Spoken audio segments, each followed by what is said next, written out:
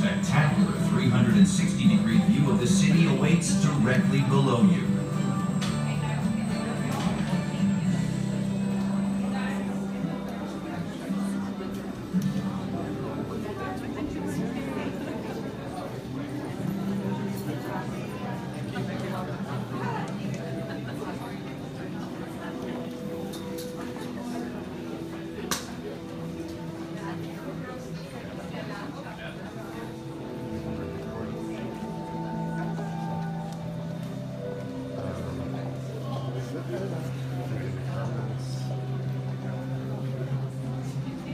Marianne, this is Lance.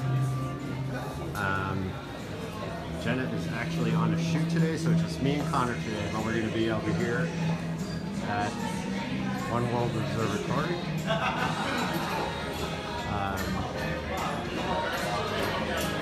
We're eventually going to get upstairs.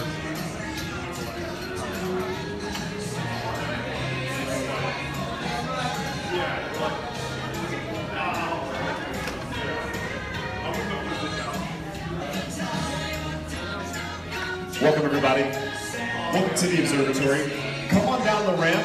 You guys fill in all this space and make sure you guys can see our TV screen.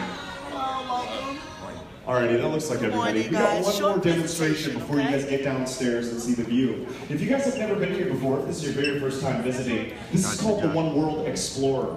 It's a virtual tour guide on an iPad. What it's designed to do, you bring it up to the window when you get downstairs, and the view on the iPad matches your view exactly outside. It follows your movement anywhere you walk, left, right, up and down, and it labels the skyline. It puts a name to all the different sites and landmarks that you're viewing. And any of these names that pop up in red, you click on them to learn more. So say like Central Park, Empire State Building, Times Square, you find it, tap it, it flies you in up close, and then it plays you a video giving you more information. There's over 40 videos like this on the iPad describing the history of New York. It plays it up to 8 different subtitles: Spanish, German, French, Italian, Portuguese, Japanese, Mandarin, and English. We offer them as a $15 rental, 1-5. As you hear it plays out loud, it's pretty easy to share if you're in a group or a party. There's also no time limit. However long you're here, that's how long you get to rent the iPad. We're open until 8 tonight. You can have it till then if you really want. So if you guys want to know what you're looking at while you're visiting today, come on up to our kiosk and we'll help you out. Thanks for your patience. Enjoy the view. That's right, guys.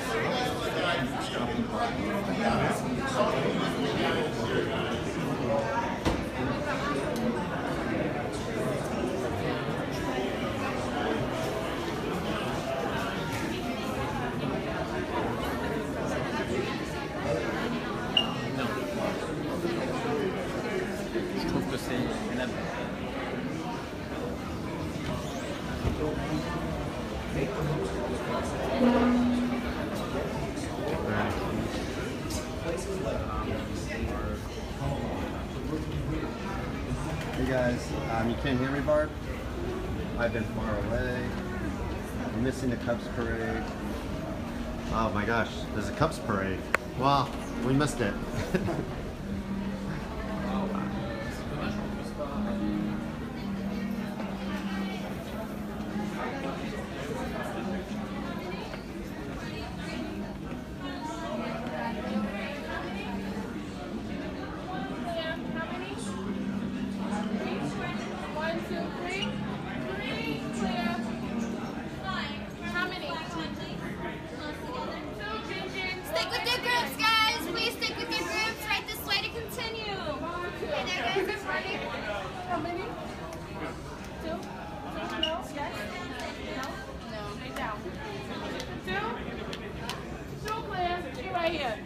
How many? 2. Hi, right on the black line, please. 2, Jin Jin. Eyes open and... Go ahead, all the way down, gentlemen. Thanks. To the end. We go downstairs one? How do you go down?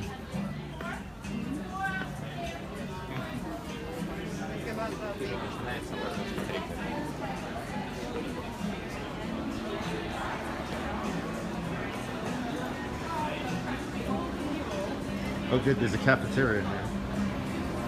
There's a cafeteria here.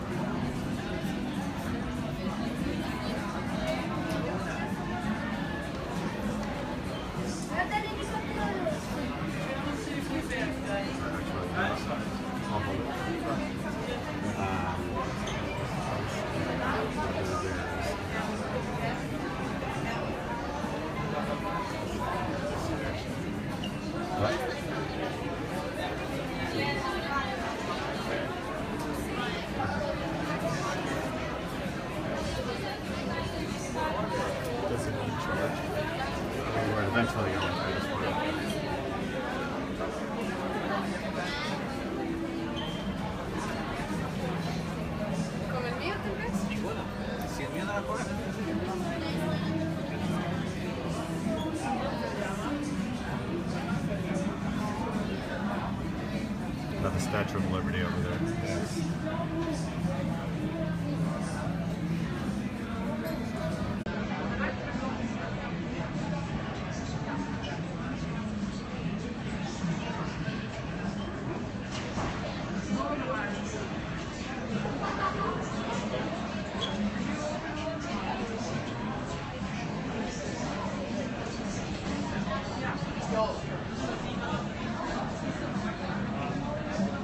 Connor, take it down so you can see down the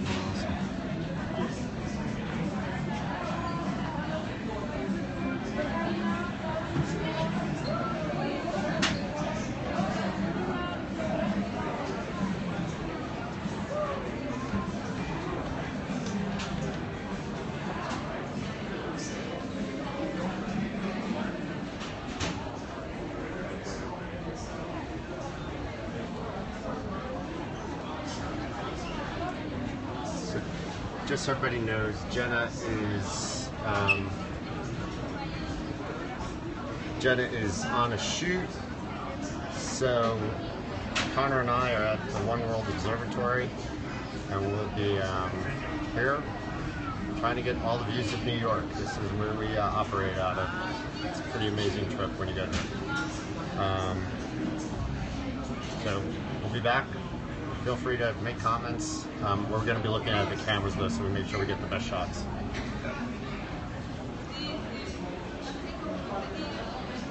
This way. Let's go around this.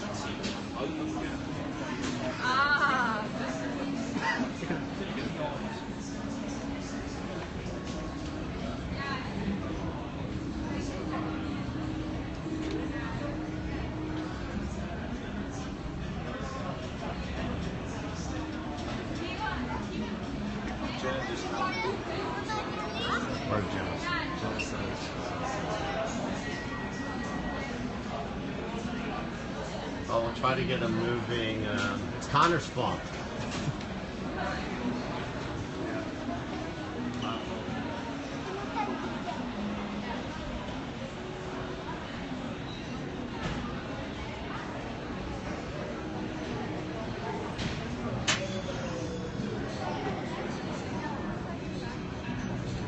It's something like $40.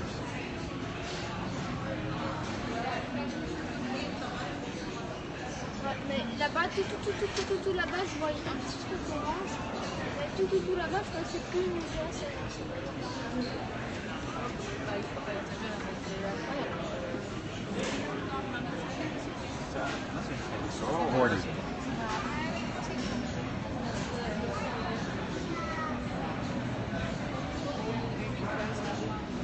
Che cosa adesso?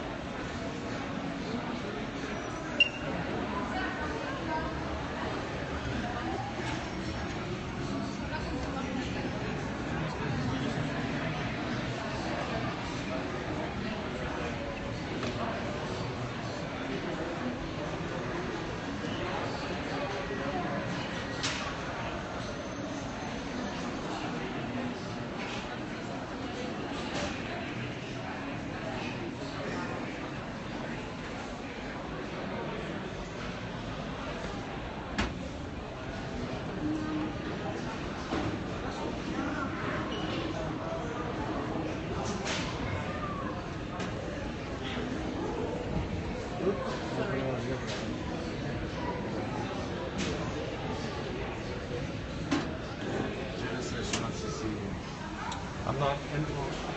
Jenna, if Jenna wants to be in charge, Jenna. If Jenna wants to come here, I'm not camera ready, Jenna. You know that.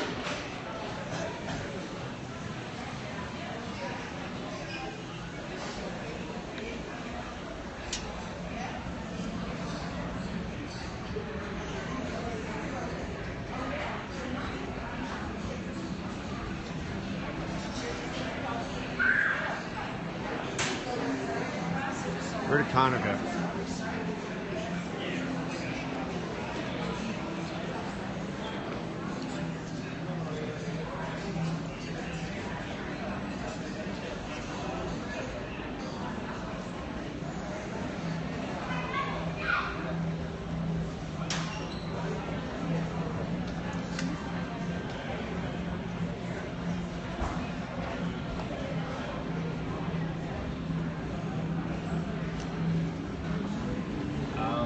Date was good. Thanks for asking.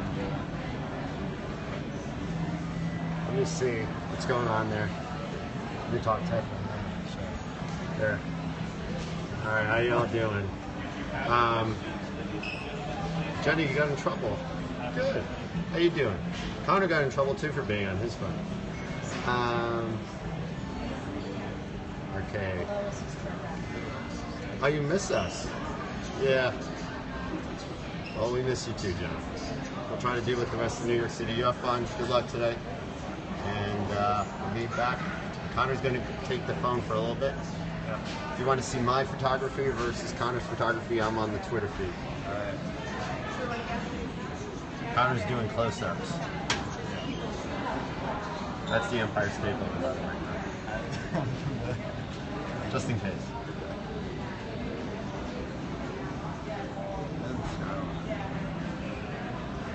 So that's what I was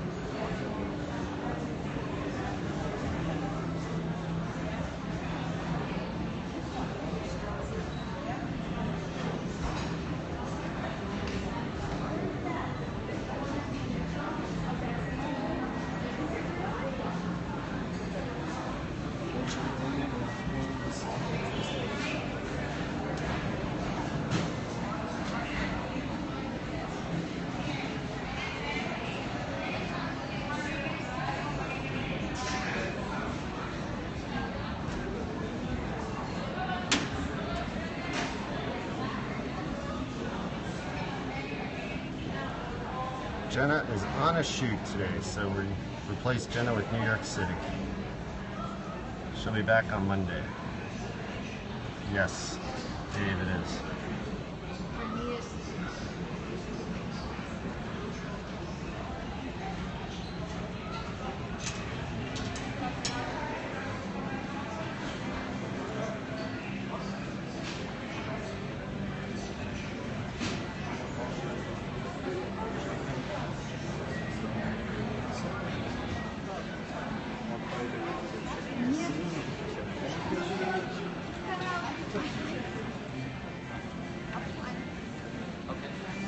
Connor. Connor.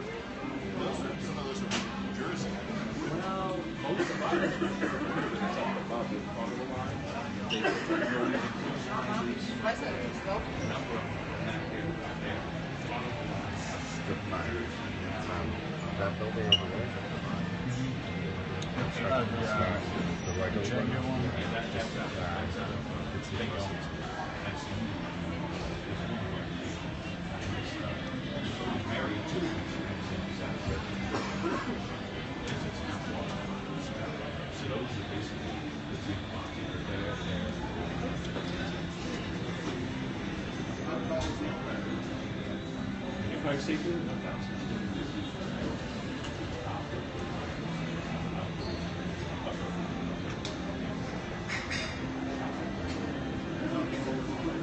Right now, we're just the only reason it's different is this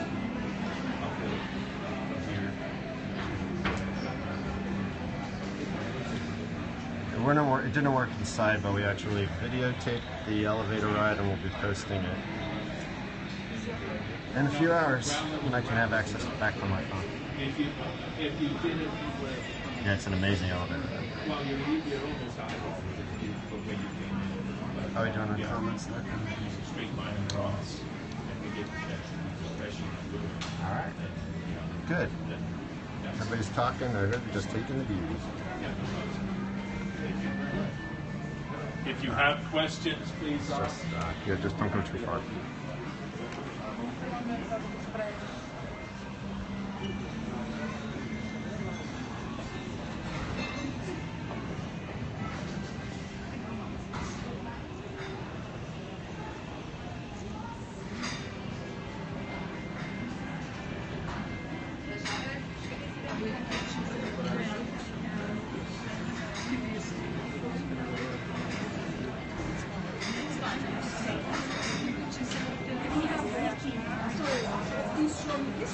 see out there in the distance, that's the GW Bridge. That's New Jersey.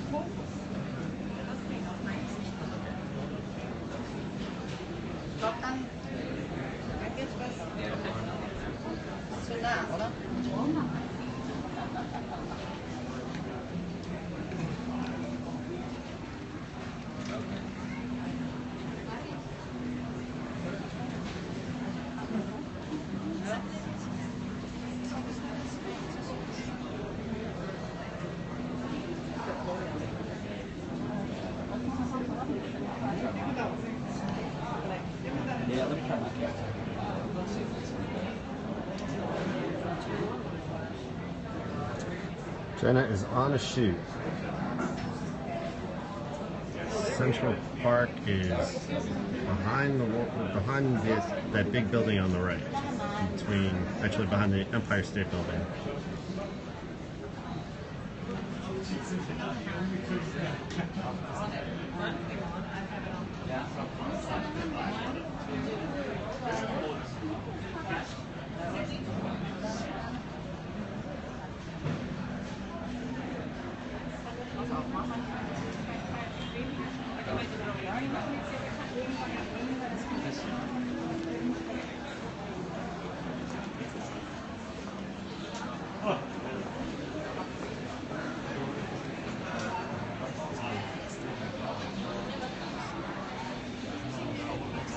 Der Lichtunterschied.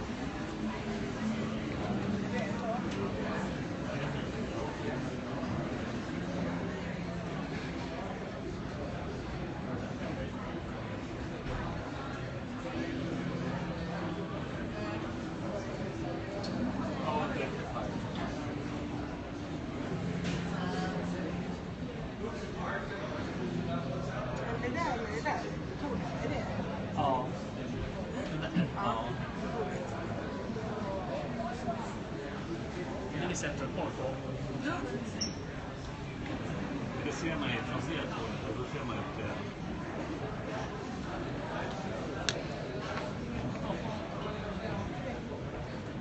Det var jag som inte skulle göra det. Nej, jag lämnar direkt. Du är ganska snabb på det med. Måste han stå här och grejer?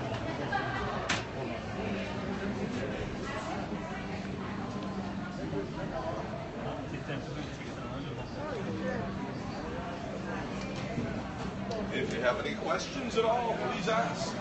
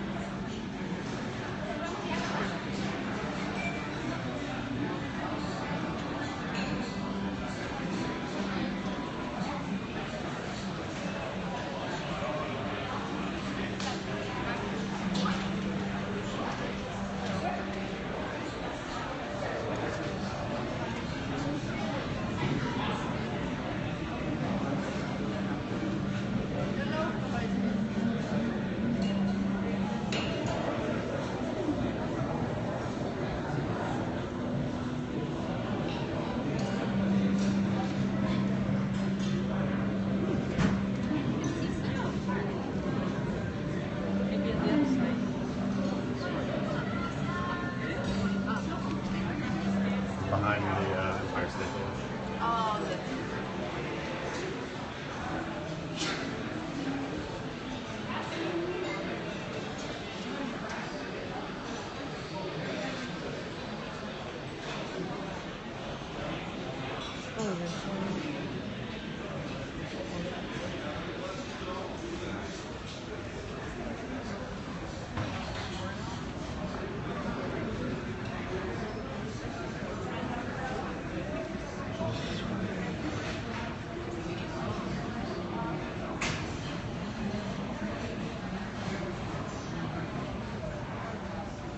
Yeah, because if you look over, if you're on top, you look on the satellite, there's a little star-shaped building. yes, yes. Yeah, and that's already.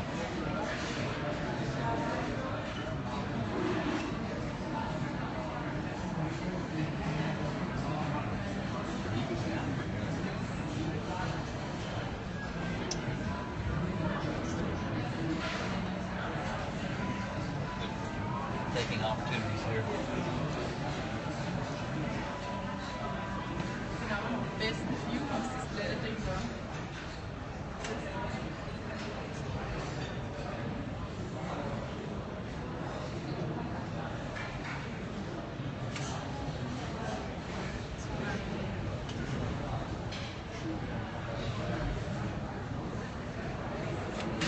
So much.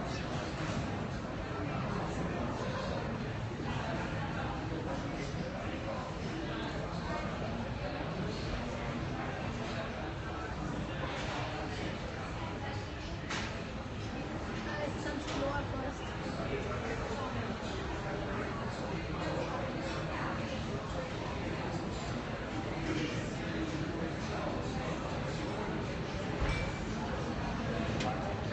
Dir.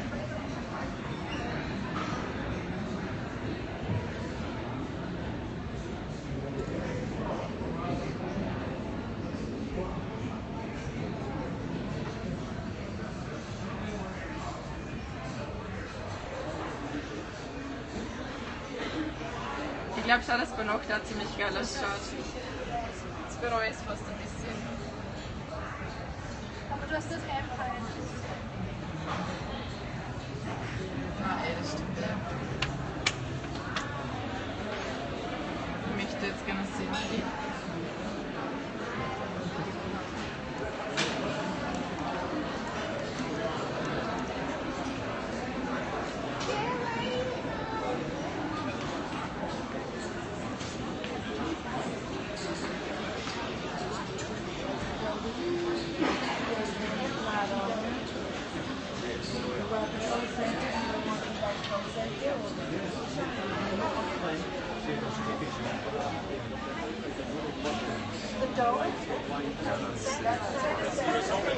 That's City Field, right next to it. I can't see. This is That's the new tennis center, the cover they just built. Right.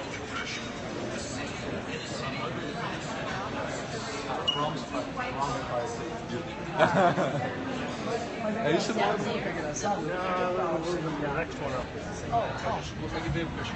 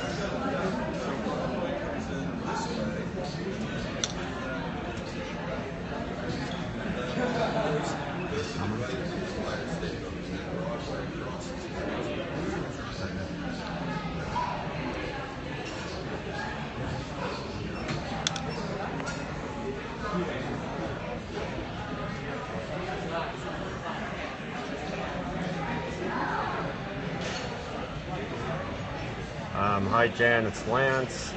Jenna is on a shoot today, so couldn't be here. So you are stuck with me and Connor. He has an R at the end of his name.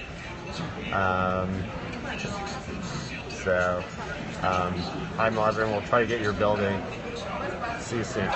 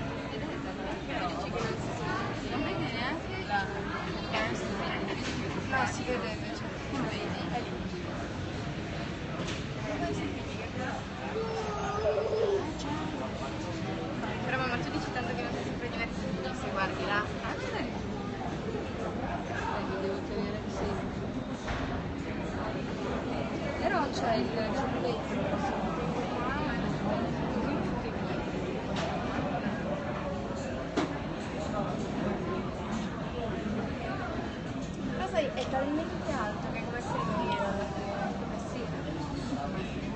secondo me è molto peggio se ti faccio una finestra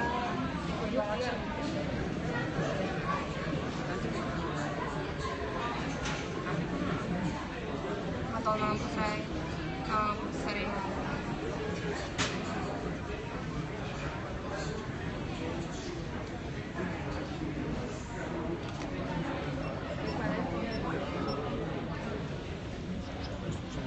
vedi, ieri l'ho fatta per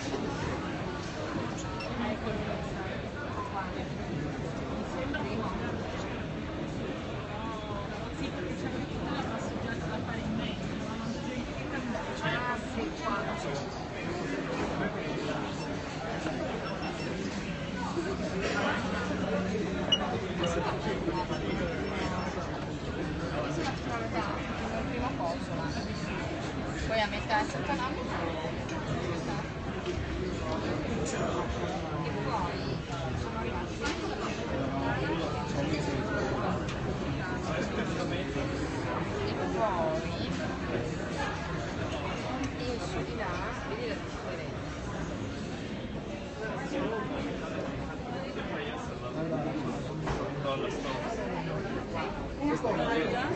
Este es el Brooklyn Bridge,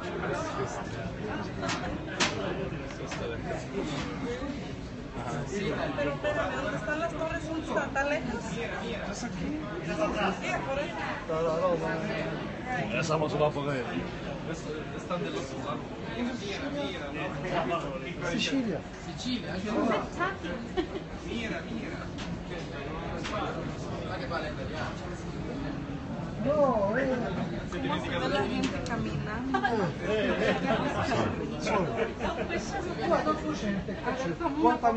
the wall.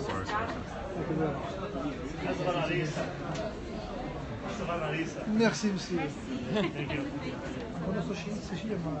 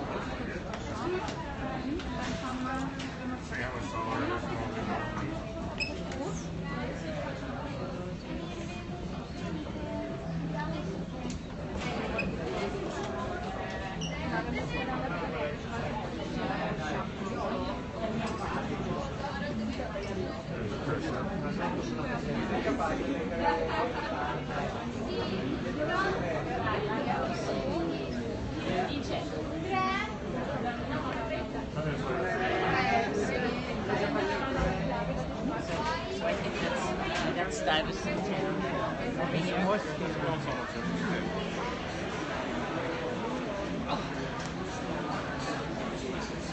Excuse me.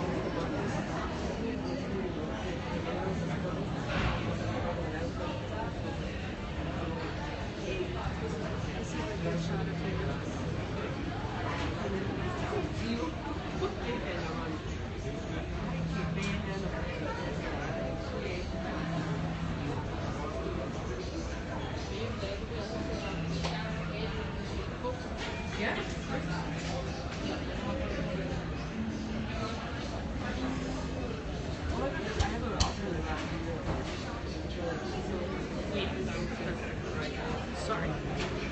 Sorry, no, it's okay. I was just trying to get like a little... He's doing a video song. But this is like no lighting and it's perfect. So you can see every detail.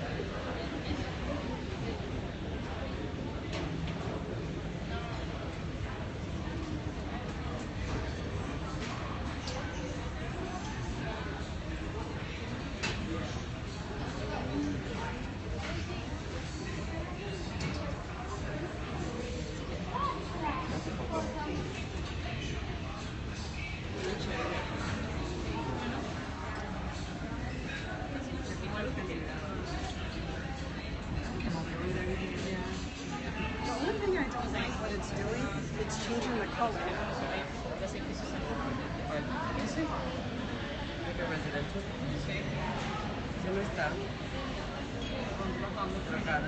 Mira, sí, ahí está.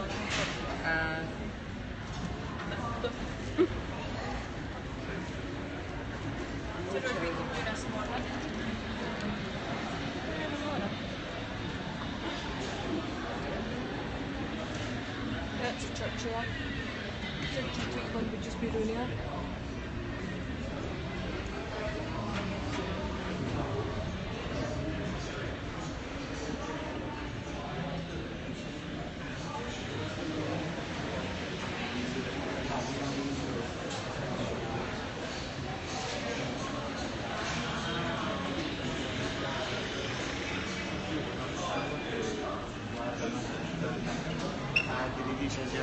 Sotto il ponte.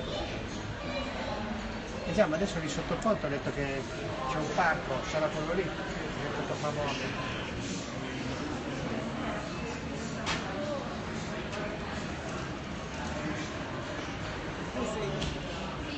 Va bene.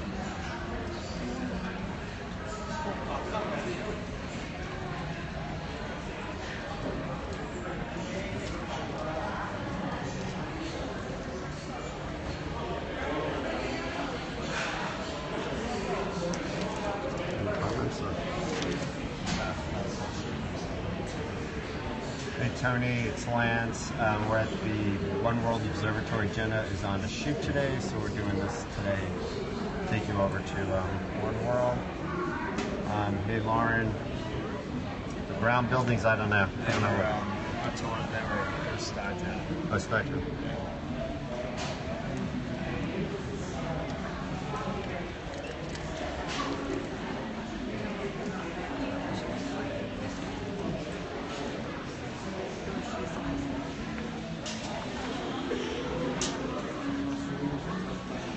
Là, pullman fino qui a battersi, poi c'è tutto il partenza 5:30 dall'albergo, partenza della corsa 9:50 e 4 ore di andare.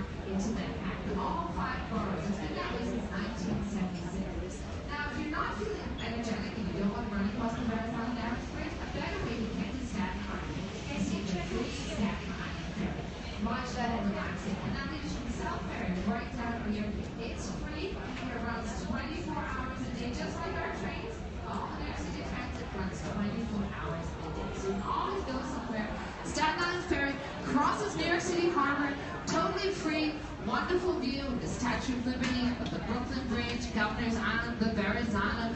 It's a great way to see New York. And New York really should be seen from the water. So right out there, you can get this ferry for free. Now I noticed I haven't mentioned anything out the windows yet to the right. Okay, right out there, we're looking at the Hudson River, named for Henry Hudson. He showed up here in 1609. And across the river is not New York City anymore. We've got New Jersey over there. You're looking at Jersey City. Beyond Jersey City is Newark. If you came into Newark Airport, you were actually in New Jersey. A little further up from Jersey City, we've got the great old city called Hoboken. Hoboken, New Jersey, which is the birthplace of the most famous singer from New Jersey, who is not Bruce Springsteen. Anyone know? Frank Sinatra. Thank you, Megan. About saying John Bon Jovi. Somebody said that once. Not John Bon Jovi. Frank Sinatra was born in Hoboken, New Jersey. He sang about New York City, but he was a Jersey boy. He's from New Jersey. A beautiful parks along there to one of this famed Frank Sinatra Park. So you've got New Jersey right there. There's I mentioned 4 states. Well, way out in the distance, but miles are just far in the distance to the left. You're just starting to see the Poconos. That is where the marathon's going to be running. The 4th state, actually, I want to mention, if you look out the windows to the north and the east, you go to the gift shop and look at those north-facing windows. You're looking up at the Nutmeg State, my home state of Connecticut. You can see Long Island Sound, you can see the coast of Connecticut, you can see Bridgeport. I'm from Connecticut, so I can say this. If you want to see Bridgeport, you can see it. Bridgeport is right up there. I like to point that out because, like I said, I'm from Connecticut. I actually used to live in Manhattan. Now I live in Jersey, so I can survey my kingdoms from right up here. Alright, so now we know where we are. Let's dig a little deeper because we've got all this information. I'm going to give this little map because the map is a little hotspots here. These are touch points, these are interactive, so somebody picks one of these, I'll tell you all about it. Who wants to be my volunteer? Who wants to come up and do this? Come on, I need somebody. Now, if you know Frank Sinatra, you just have to touch the screen. I need somebody to do that. I will pick somebody, I will drag somebody out of the audience. All right, sir. Come on up. Where are you visiting from? Germany. Willkommen. What's your name? Gabrielle. Willkommen, Gabrielle. If you would pick one of these. Perfect. And another time right there. Just touch right there. Dankeschön. Thank you, Gabrielle from Germany. You picked Washington Square Park. All right. Round of applause. I put him on the spot. Yay, Gabrielle. All right, you can go back to your spot. Now, you picked Washington Square Park. This is a great park. It's one of my favorite places to visit in New York City. It's right in the heart of Greenwich Village. Now, this is a great choice, Gabrielle, because you're facing south. Washington Square Park is on the north side of the building, so you have to walk all the way around. But thanks to you, you can see it right here. Now, Washington Square Park is in the heart of Greenwich Village. Use this as your jumping off point, okay? And as you go to the park, that archway there that was placed there to commemorate George Washington's inauguration of his first president right here. If you stand and you back to the fountain and face the archway, you're looking up Fifth Avenue, you get a great view of the Empire State Building. That's a perfect photo op. If you turn around and walk a little bit to your left, you will see this building. So you get 2 New York City skyscrapers right there, and use this as your jumping off point to explore in Greenwich Village. But we can still explore more because City Hall gives me a lot of things to talk about. I've got all these different topics and all these different things to look at. So anything from running business to our parks, we've got a little New York City history coming up too. Not only a city called Calgary, there. But if we start with the parks, we continue with parks as well. If we look here, we can see how many parks, well, just a few of the parks that we have in New York City. Because it may look like a concrete jungle, but we've got a lot of green space. Right up here, we can see Battery Park. You can look out across the river to Brooklyn Bridge Park. You can see Prospect Park, Greenwood Cemetery, yes, that counts as a park. Washington Square Park. But of course, I think the jewel in the crown, one of the most famous parks in America, if not the world, is Central Park. So, our marathoners, you're going to get to know Central Park really quite well. That's the end of the marathon when you're running through the park. I go there with my family and we like to cheer you on, and that's when you're coming up. It's the last gasp. When it was the last gasp, we're trying to be ready to lift people up.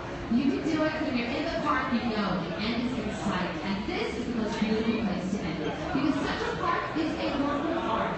Now, Central Park is right in the heart of Manhattan.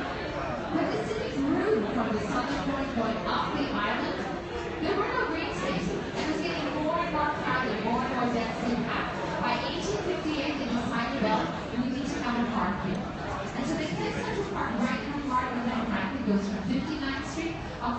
Avenue, Chance Street, 8th Avenue, which is from Central Park West, to 5th Avenue. That's 843 acres of beautiful green space. It's all landscape, it's all man-made. Who's been into Central Park? Have you guys been to Central Park?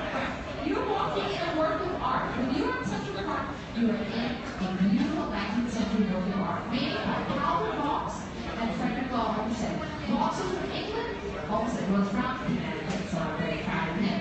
Now, Frederick Law Olmsted and Calvin Vaux designed this park for everyone. Visitors, residents, rich, and poor. Here's a beautiful view of the Bethesda Terrace with a fountain called the Angel of the Waters. This is at the end of the only straight road in Central Park. The Central Park was designed to take you away from that rigid grid on all the busy streets of Manhattan. So what you have is this one straight road, but it's set at an angle. It's not following that grid pattern. Everything else twists and turns. And Bethesda Terrace and the beautiful fountain are right at the lake. The lake that you have in Central Park and all the other water features, these are all artificial. And they're actually hooked up to the New York City water system. They can turn the faucets on, and then you turn the faucets off to top up the water or to drain it as needed. You can rent a little boat, go out to the lake. You should do that. It's a beautiful day. The foliage, the colors are at peak because the park is beautiful all year round. We have a variety of pinks and whites and blues and yellows in the springtime. In the wintertime, you like the fresh snow, you can ski, you can go sledding in the park. But my favorite time is right now. In the fall, and this weekend is peak foliage. This is the best time to go. The best place to see gorgeous fall foliage in Central Park, go to the Great Wall and go up to Belvedere Castle.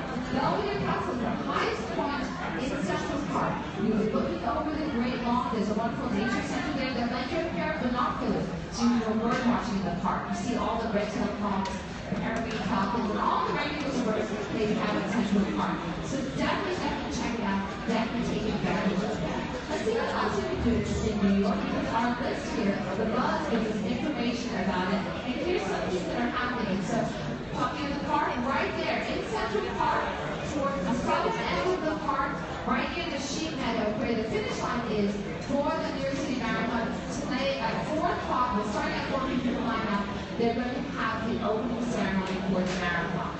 Previous marathon winners, some of the runners are going to be there. They're going to be what they're called the Parade of Nations. All the different countries that are running the marathon are going to be represented there. So you may want to check that out. Totally free right there in Central Park. So, lots to see, lots to do. I can give you lots of information about it because we've got lots of great people here. In fact, we've got over 8.5 million great people from all around the world who make their lives right here in New York City.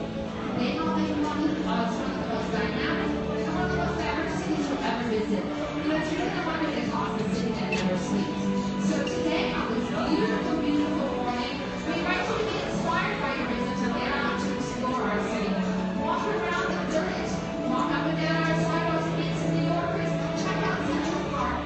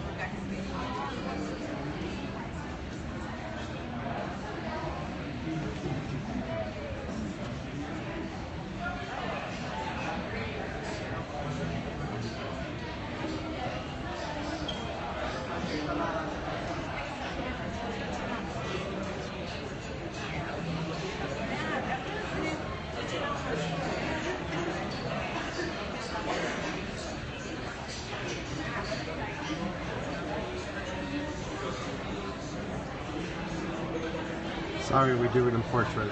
We're trying to watch it on our phone.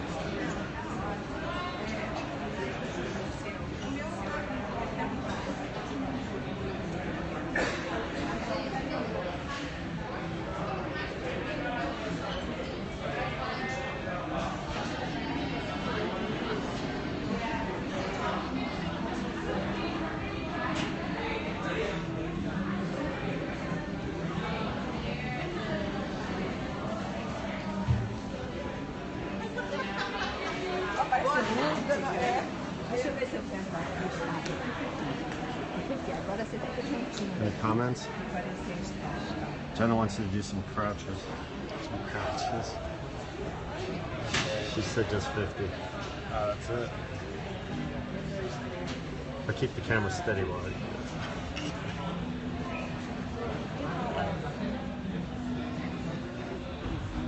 Alright. This is the first time I've seen it. Might be, I'm wondering if we might try this again. See if you might be try to get back on the Wi-Fi maybe.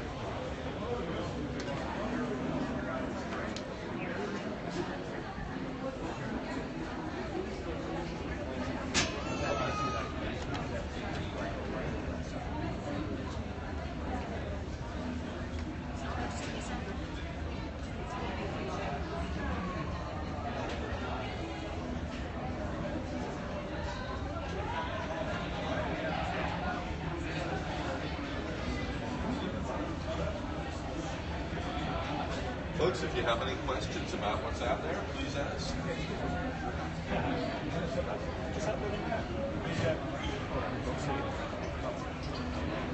Yeah, that's a big complex that was the New Jersey Medical Center, and now it's mostly condominiums, residential. Just in the past few years, they converted it. Big complex. One of the biggest hospitals in America. We're doing the opposite marathon conference. Is that Fort Wadsworth over there in that direction? It's Fort Wadsworth is right at the water, right by the tower of the Verrazano Bridge. So you'll be coming up basically just on the Staten Island side of the bridge, and then there's a road that sort of loops around onto the entrance of the bridge itself. So it's all uphill until you hit the middle of the bridge, right? You'll warm up, but it's going to be a chilly morning over there, yeah. So, but you've got all these bodies around you, of course. It should be a windy day, though. Windy, yeah. Wind mostly comes from the west here, which is not bad in terms of the marathon. It's not going to help prohibit too much. The windy runners are the ones who have to worry about that. But the temperature should be just right. Yeah. Because the bridge doesn't look that steep from here, clearly it's pretty steep, yeah. I've got a smile. I've been over it on bicycles and on rollerblades a few times, and it's a substantial hill. But then it goes downhill. Substantial hill. But then it's all flat. Not the whole route, but Brooklyn is almost all flat. It's near the waterfront. And I'll be out on 4th Avenue in Brooklyn. So the route is a lot better than 4th Avenue. I'll be in about 6 or 7 pictures.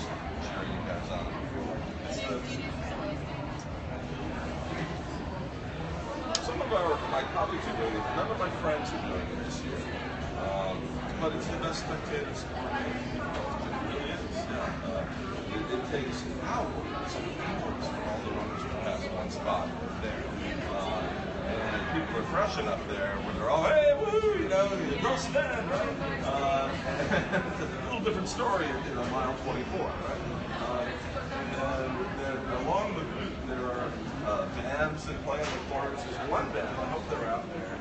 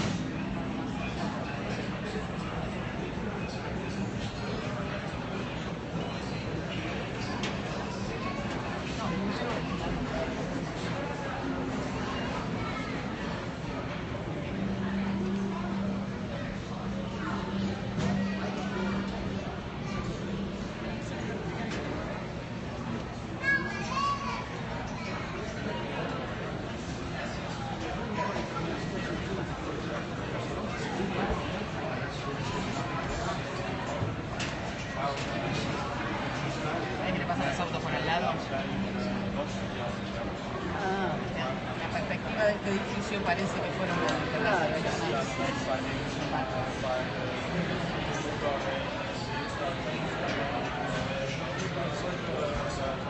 Y acá, allá de chico, por esa calle que está allá derecho, sigue el parque de el fondo árboles.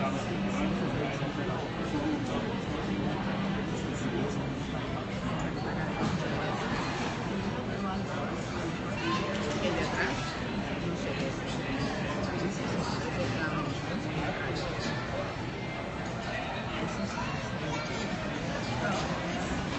Zou je ook weer spelen?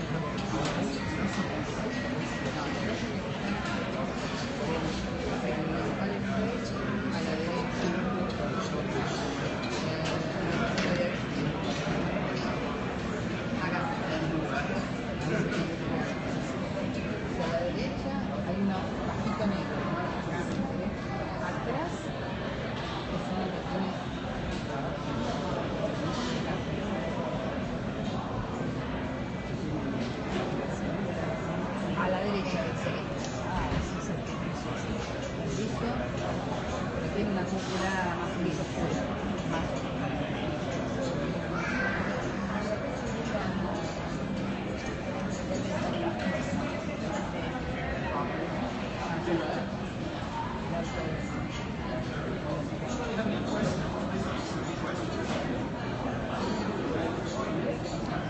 Acá abajo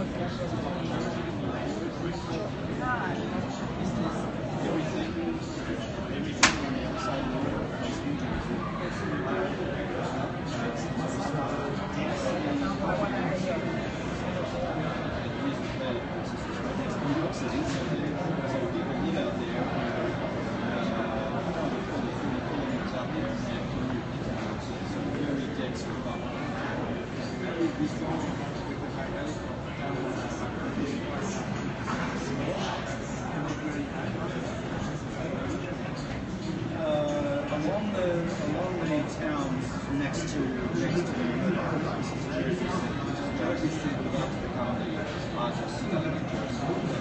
You can live cheaper there, and there's a train tunnel on the way that brings you here.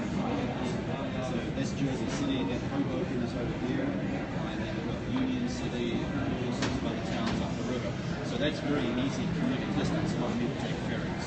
As you go further out, it tends to be more single ferry distance. Currently the biggest city in New Jersey is out in that direction there. You see some tall buildings in the distance. That's Newark. Yeah, right next to it. Just to the left of it. So then the new airport is not in New York? It's in New Jersey. But it's actually the easiest airport to get into. LaGuardia is about pretty terrible transportation. JFK, the best way to get there in that time.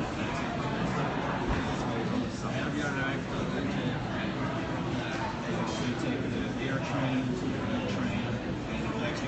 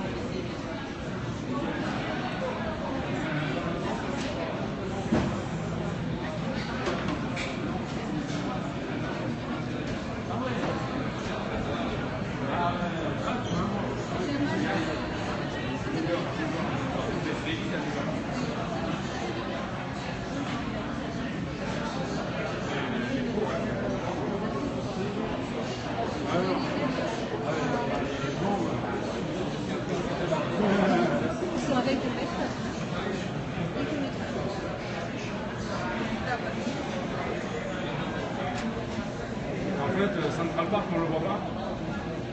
Parce qu'il est à l'intérieur.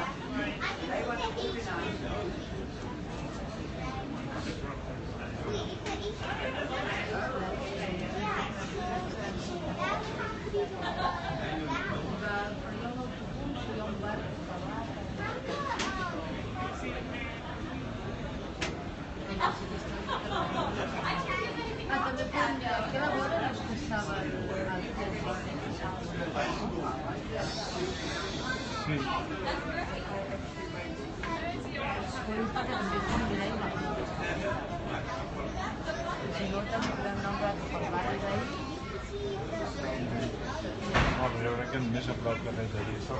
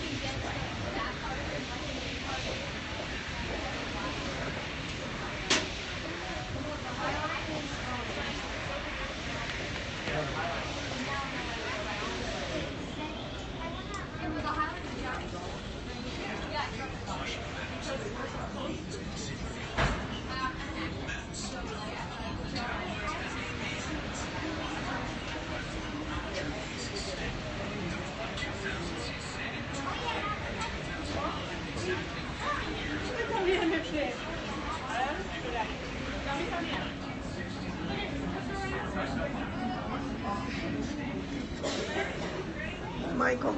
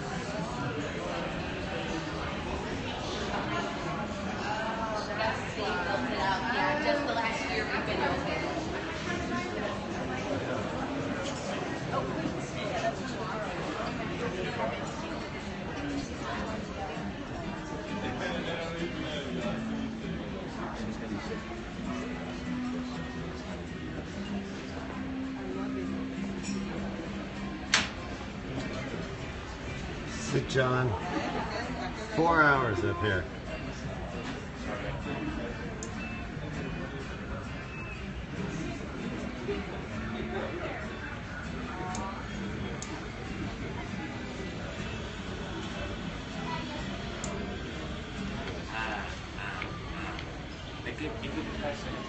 qué lado estamos.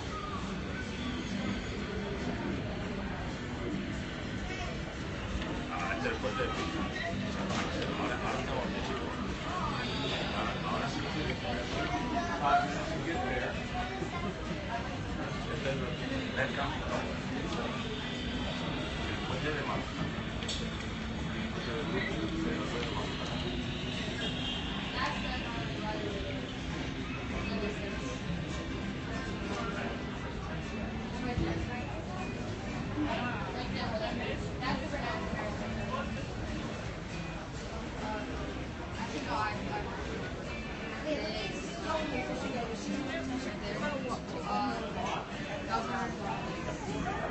That statue of Lucy, I don't know what the statue is. You don't know where it is? We haven't seen it. I know where we are. So that's the Hudsons.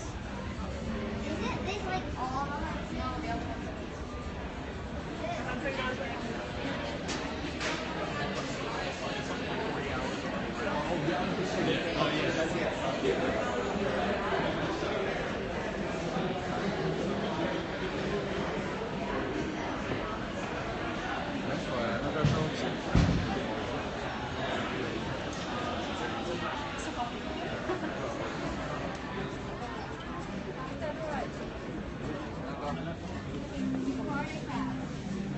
Can you get shot?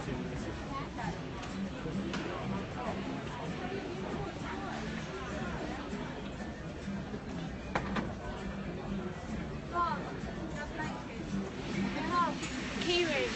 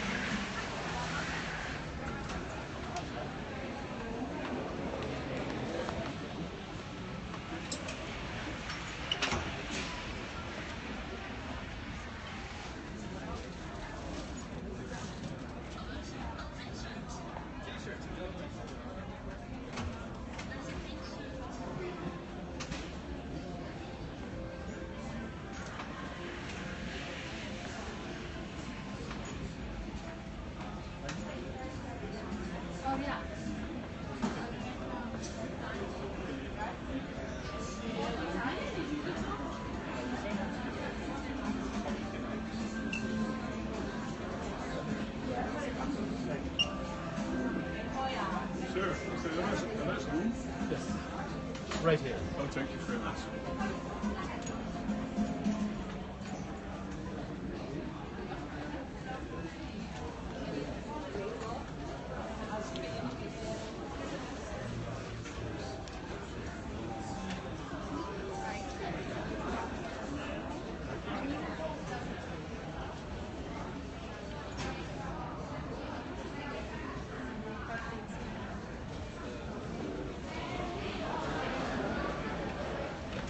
Makes sense.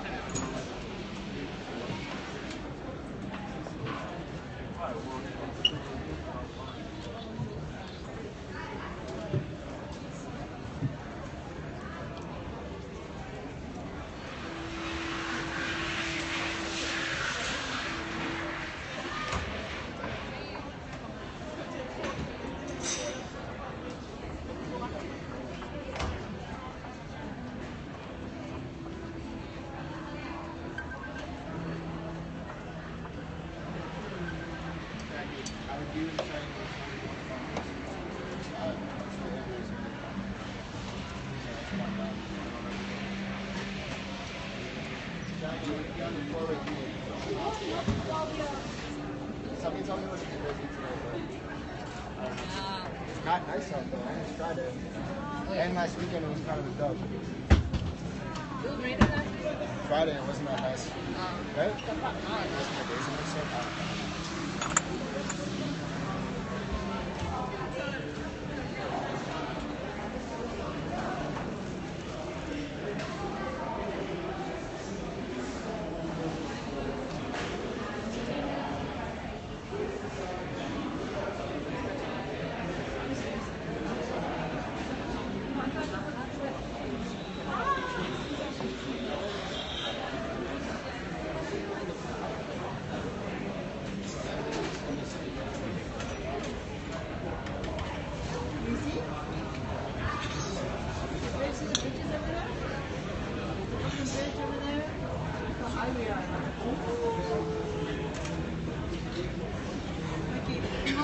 You want to say hello to? You want to see if you're gonna be going to town?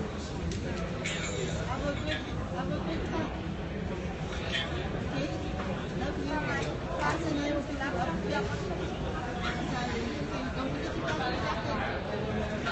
Okay, you pass the back down.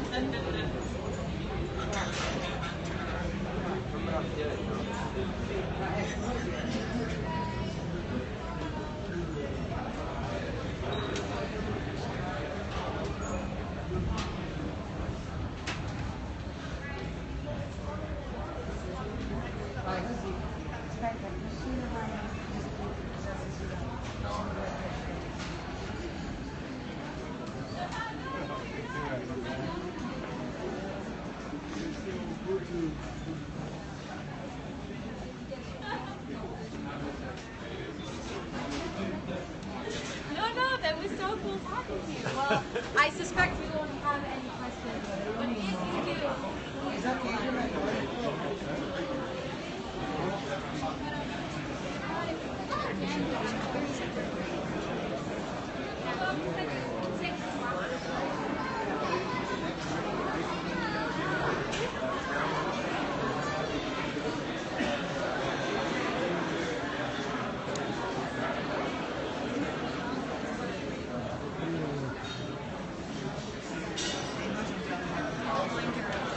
Thank you.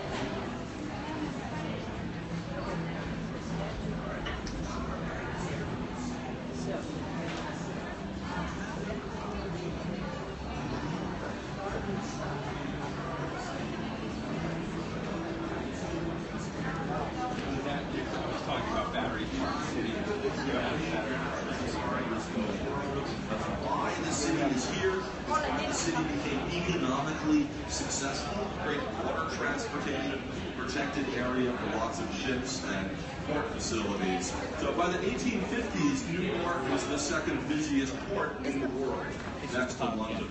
And that's why the financial district here became the financial capital of America, and really the crossroads of finance in the world eventually. It's why they built a place on this site called the World Trade Center, not the Local Trade Center. This was a real economic crossroads in the world here.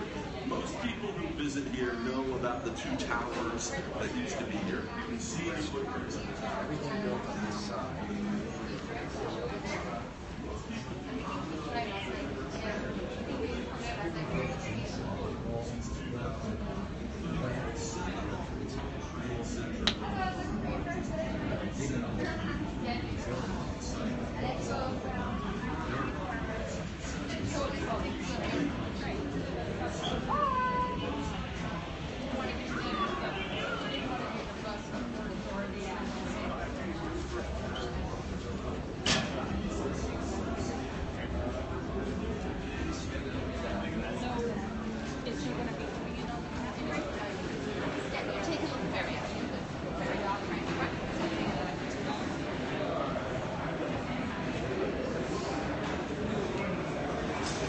We're now at the favorite part of our show. Where is Connor?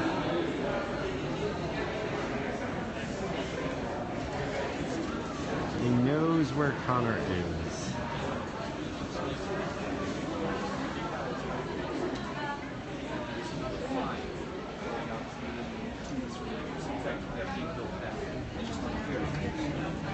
Two of them are going to be condominiums. Yep. Place called Hudson Yards. No.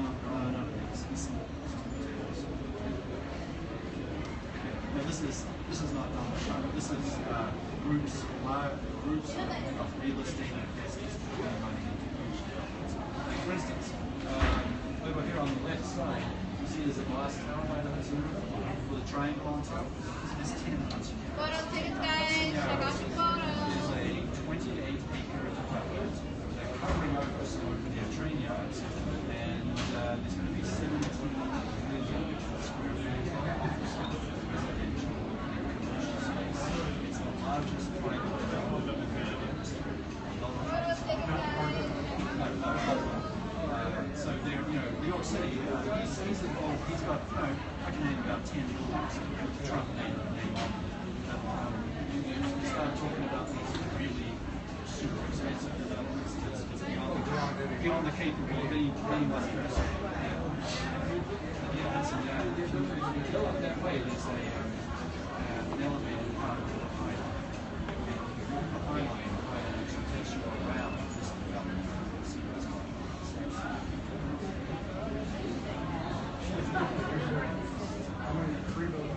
No.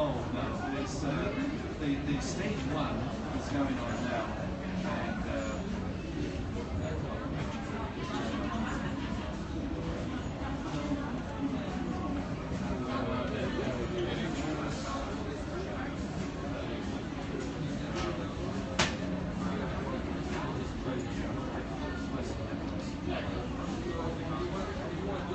so here's land.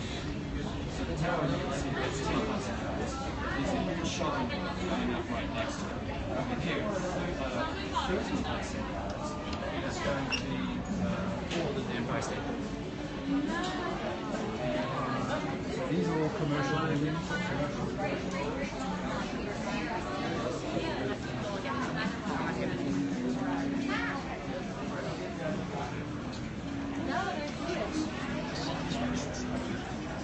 But they're not.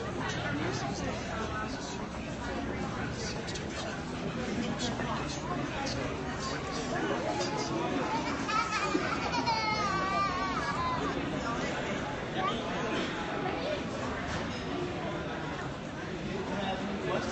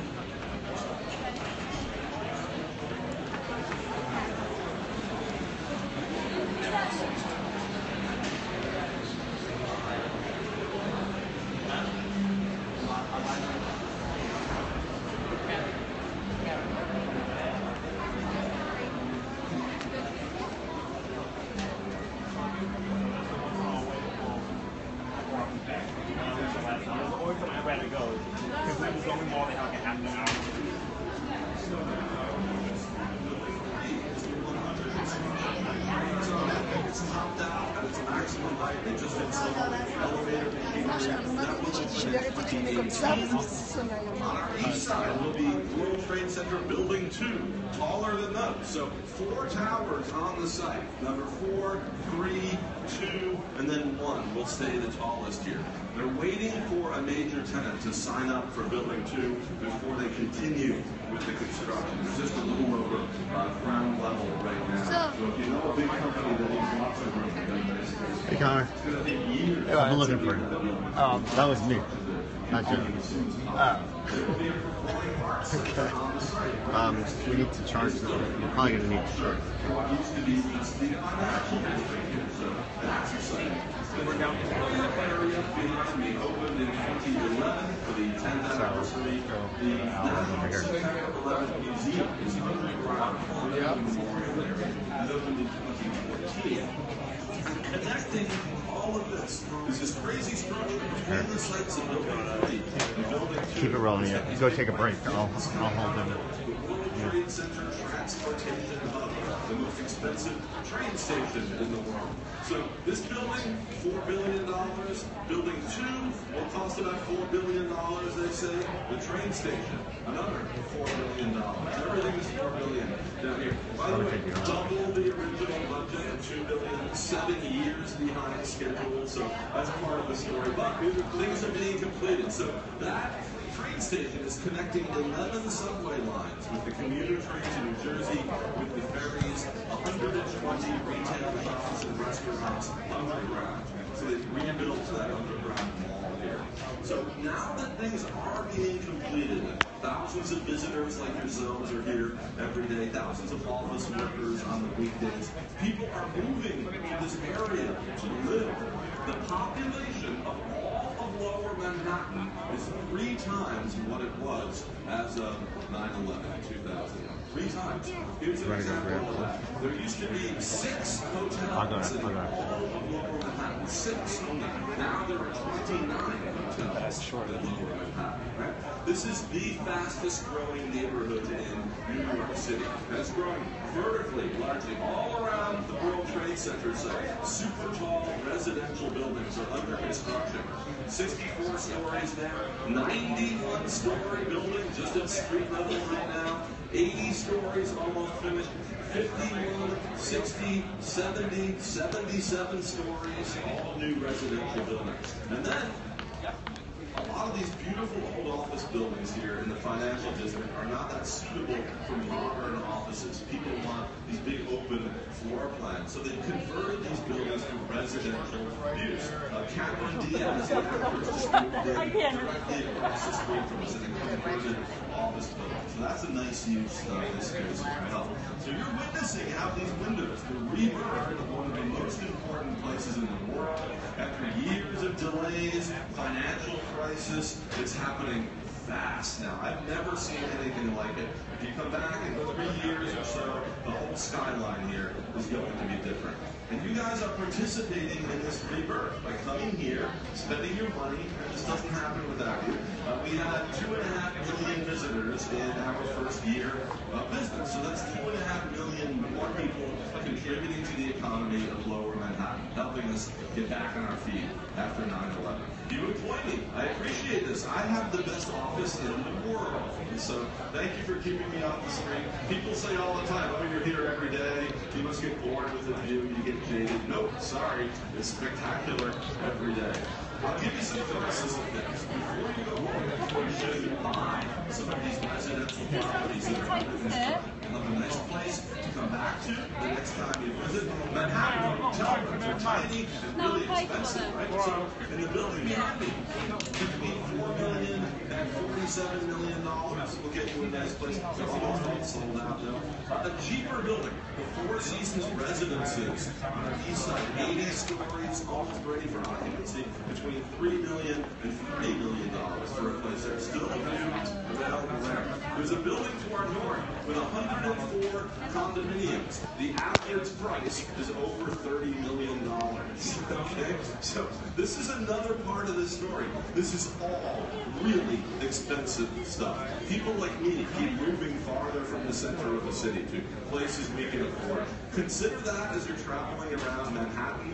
A lot of Manhattan is not a realistic place for normal human beings to live. It's like a theme park for millionaires and billionaires, right?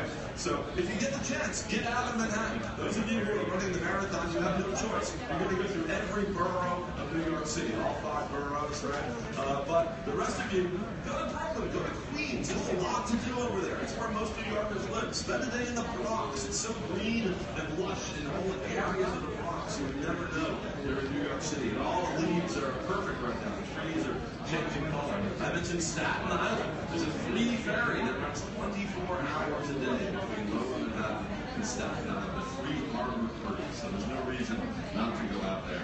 So that's the 3 key part of my talk. I'm always trying to get people to see more of the city than this crazy place that Manhattan has become. I love Manhattan, but it really is nuts. So to me, it's the diversity of this city that makes it so great, not necessarily the billionaires. The diversity of the people, the things to do, the food as well. And from up here, you get some sense of all this energy pouring into the heart of the city where we are. Ships, planes, cars and trucks over the bridges and tunnels. This is happening all night and all day. That's why they call this the city that never sleeps. And I'm a tour ambassador. I get to deputize you honorary New Yorkers. I want you to get out there, hit the streets, talk to us. We're not as mean as we look. New Yorkers just walk really fast with headphones on. We're very hard to stop. We're like racehorses with blinders on. If you can stop us, we tend to be nice. Tourists are shocked by this, right? We'll tell you where the best pizza is in our neighborhood, how to navigate the subway system, which ways uptown and downtown, so don't be shy about asking. My name's Mark. I've got colleagues around the observatory. We're here just to answer your questions. So thank you guys for coming and for helping with the rebirth of this place. Enjoy the rest of the city.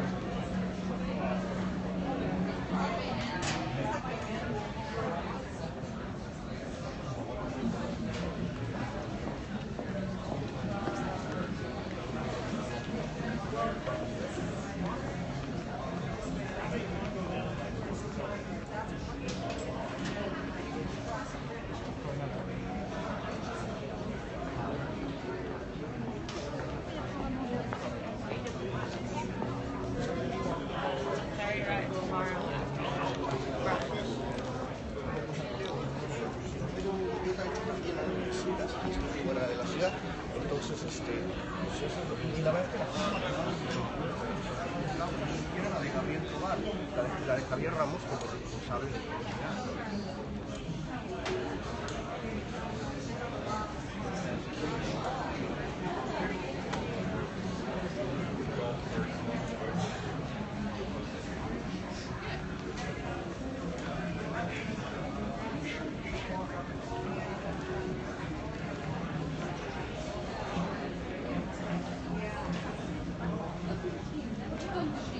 Ja, ja. Das heißt, wo war die denn? In welcher Straße? Wollen wir hier mal warten, bis die Sachen sind? Ja.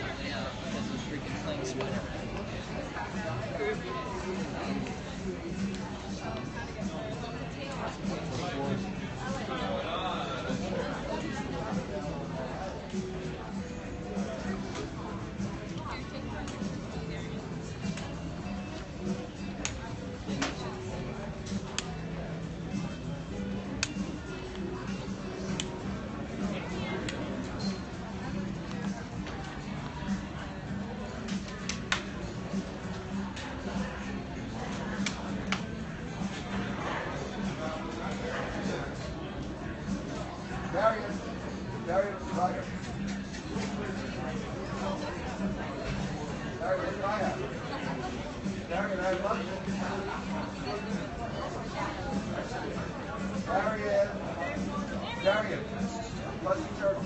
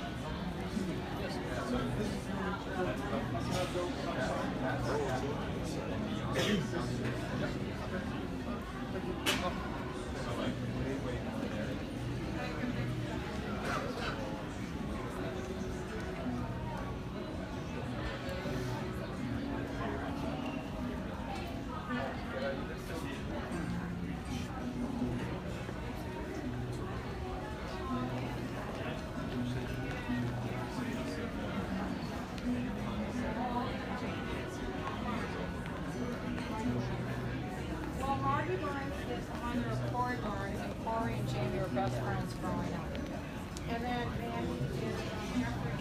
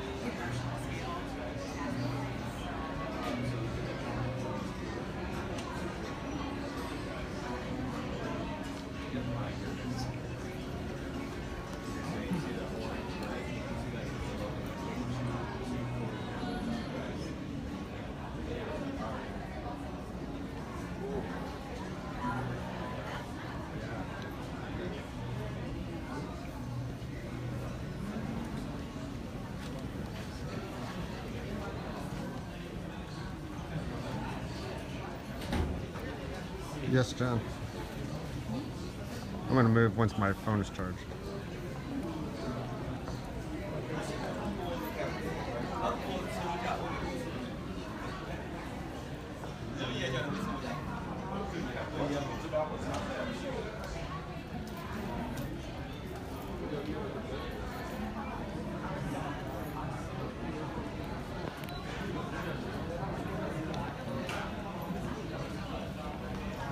It's Lance.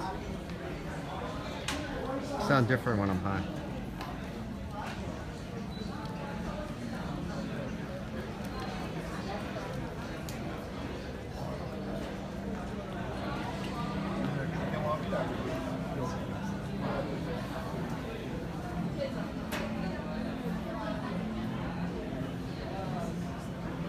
Yeah, that just happened.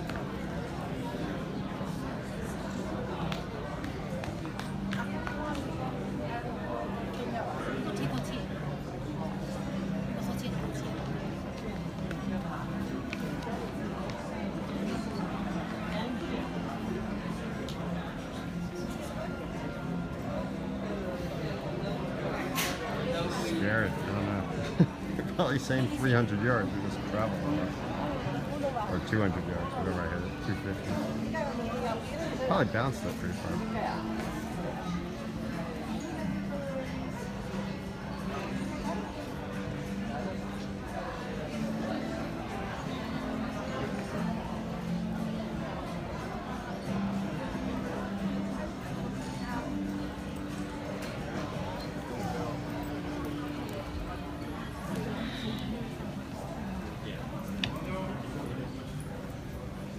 Maybe.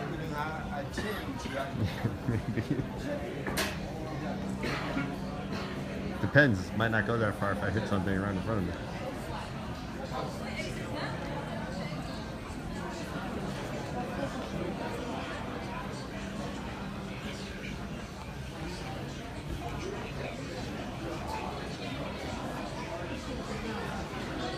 That would be interesting.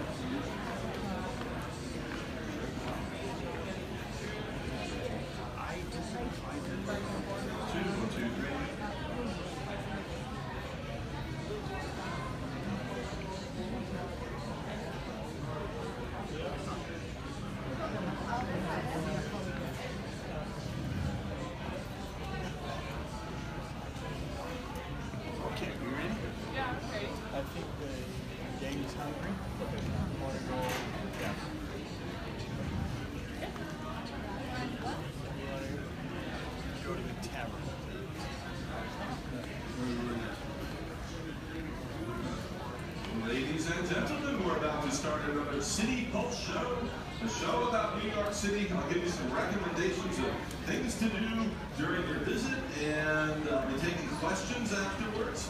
I'll show you some dazzling images here, I can promise you that. City Pulse show's about to begin. Join us by the big ring of video screens on the south side for a show about New York City. And I'm going to join you guys on this side for a minute, and we'll get acquainted. Welcome everybody to World Observatory. You came on a perfect day. The visibility is as good as it gets. And I've been here since before we opened, so I know how good it gets up here. My name is Mark. I'm a tour ambassador here. I live over there in Brooklyn with 2.6 million Brooklyn nights. Any New Yorkers here? New York. It's good, I like that. Anybody from far away? Not from the area. Yes, so kind of, where are you from? Italy. Where in Italy? In Torino. Yeah. Beautiful. I've walked across up and down Italy 4 times. Yeah, a long time ago. Now I'm just full of your food now, right? Anyone farther away than Torino in Italy? Somebody is. I know we've got Aussies in the house somewhere. That's awesome. We're hoping that the movies here inspire people from all over to see more of the city. Now, the marathon runners on Sunday are going to see a lot of the city because they go through all 5 boroughs of New York City. So who's running the marathon here? Yes, we have one up front. Young man, no? Are you sure? No, not running the marathon. Someday. All right, do you have the shoes? Maybe a little bit. Mini marathon. Okay? Somebody who's running a marathon. I see a lot of running shoes here. There we go. Only one. You're going to win, obviously, since you're the only entrant this year. So the marathon starts in Staten Island, which is part of New York City, way over there. It looks like part of New Jersey, but it's not. And it goes over the Verrazano Bridge at the start. The runners will warm up by going uphill there, and then down 4th Avenue in Brooklyn. It's pretty flat there. I'll be there at 4th Avenue taking photos. I'm a photographer, and it is the best spectator sport ever. The runners, if you're a runner and you don't have your name on your shirt, your jersey, put your name there. Everybody will cheer for you. It is fantastic. Yeah, and it takes hours and hours for all of the runners to pass one spot.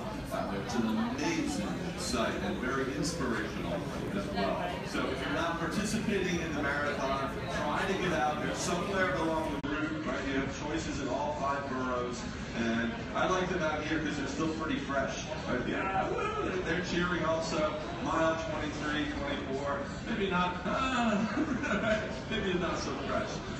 But if you can, get out there and cheer them on. It's a really wonderful thing. They also bring a lot of money into New York City. We love the marathon here, right? So, what is this thing behind me? This is a very large device to help us explore the city. This is unique technology in the world, built just for us. It's called City Pulse.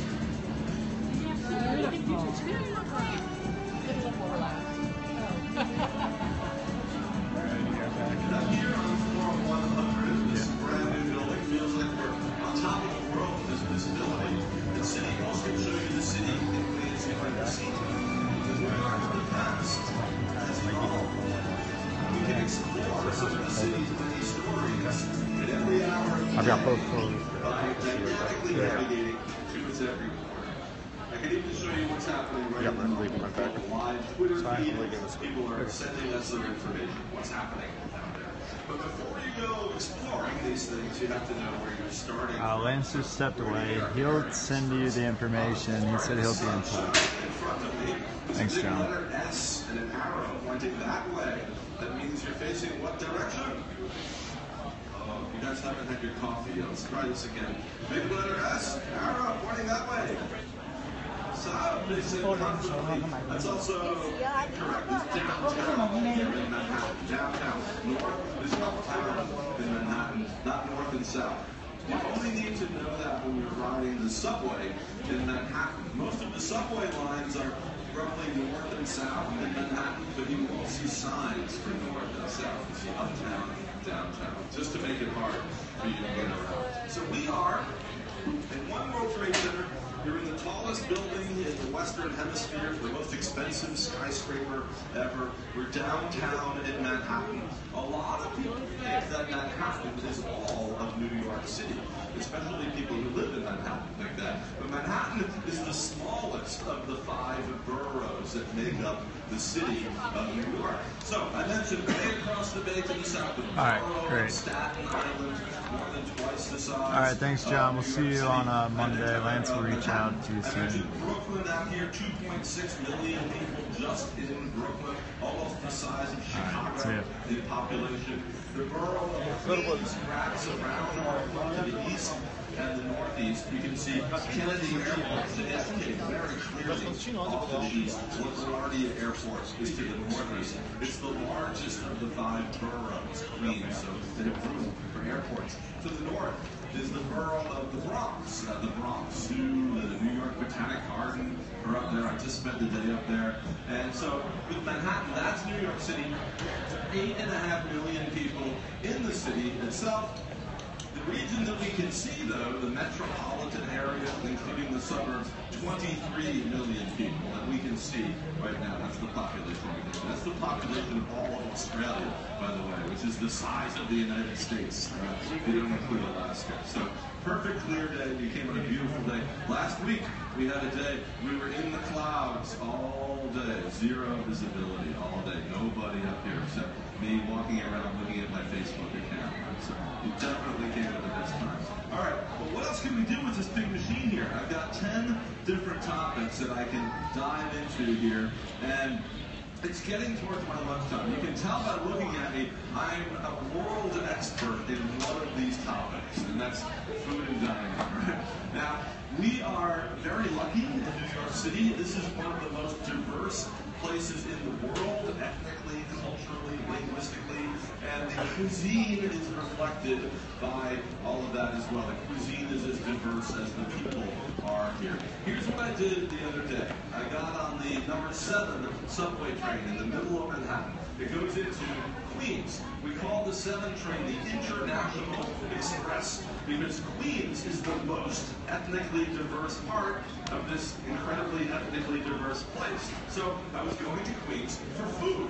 Right now, the end of the 7 train line in Flushing, Queens, way out there, are these giant Chinese food courts that are amazing. They're really, really busy. It's all the locals who eat there. They're not expensive. So that's my goal. But I was going to stop at places along the way and sample the other local fare. So I got off at 74th Street. I had Indian Vindaloo and a little restaurant there. It was wonderful. At the next stop, I had Ecuadorian ceviche from a food truck. At the next stop, I had Tibetan momo dumplings from a food truck. At the next stop, I had Colombian arepas. I never made it to Flushing for the Chinese food. I was full. I came back. Next time, I'll take it all the way out there. But that's what you can do in New York City. You can go into a hole in the ground for $2.75, and 20 minutes later come out of another hole in the ground. You're in a different culture with its own food, its own language, and all of that. The whole world is at your disposal here for a very small amount of money. It's fantastic. So please take advantage of that. Now, New Yorkers like to argue about food. Who's got the best hot dogs, bagels, cheesecake? But there's no subject here that gets remotely the amount of debate in this city than our pizza. And now we're going to go to southern Italy, not northern Italy here, because New York pizza is a specific style. And there's a place you can go to find out what is a real New York pizza. We don't get commission from these guys, we should. It's called Lombardi's, 32 Spring Street, just north of Little Italy. Lombardi's is the original pizzeria in America.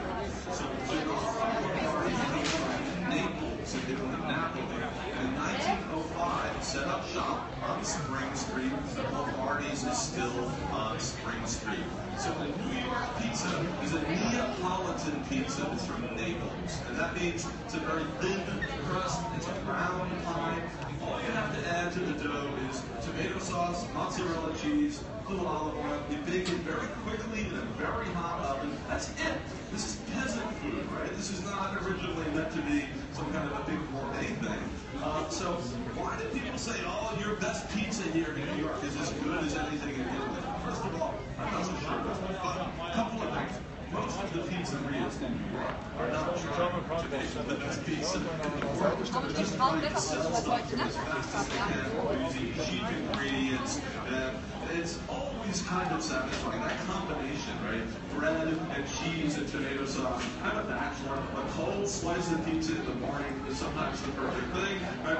But the people who make the really good pizza, there are almost 2,000 pizzerias in New York City. Almost 2,000, right? That doesn't include New Jersey, which is very Italian up here. It doesn't include Staten Island, right? So the people who make the good pizza do it because they care. They spend the time.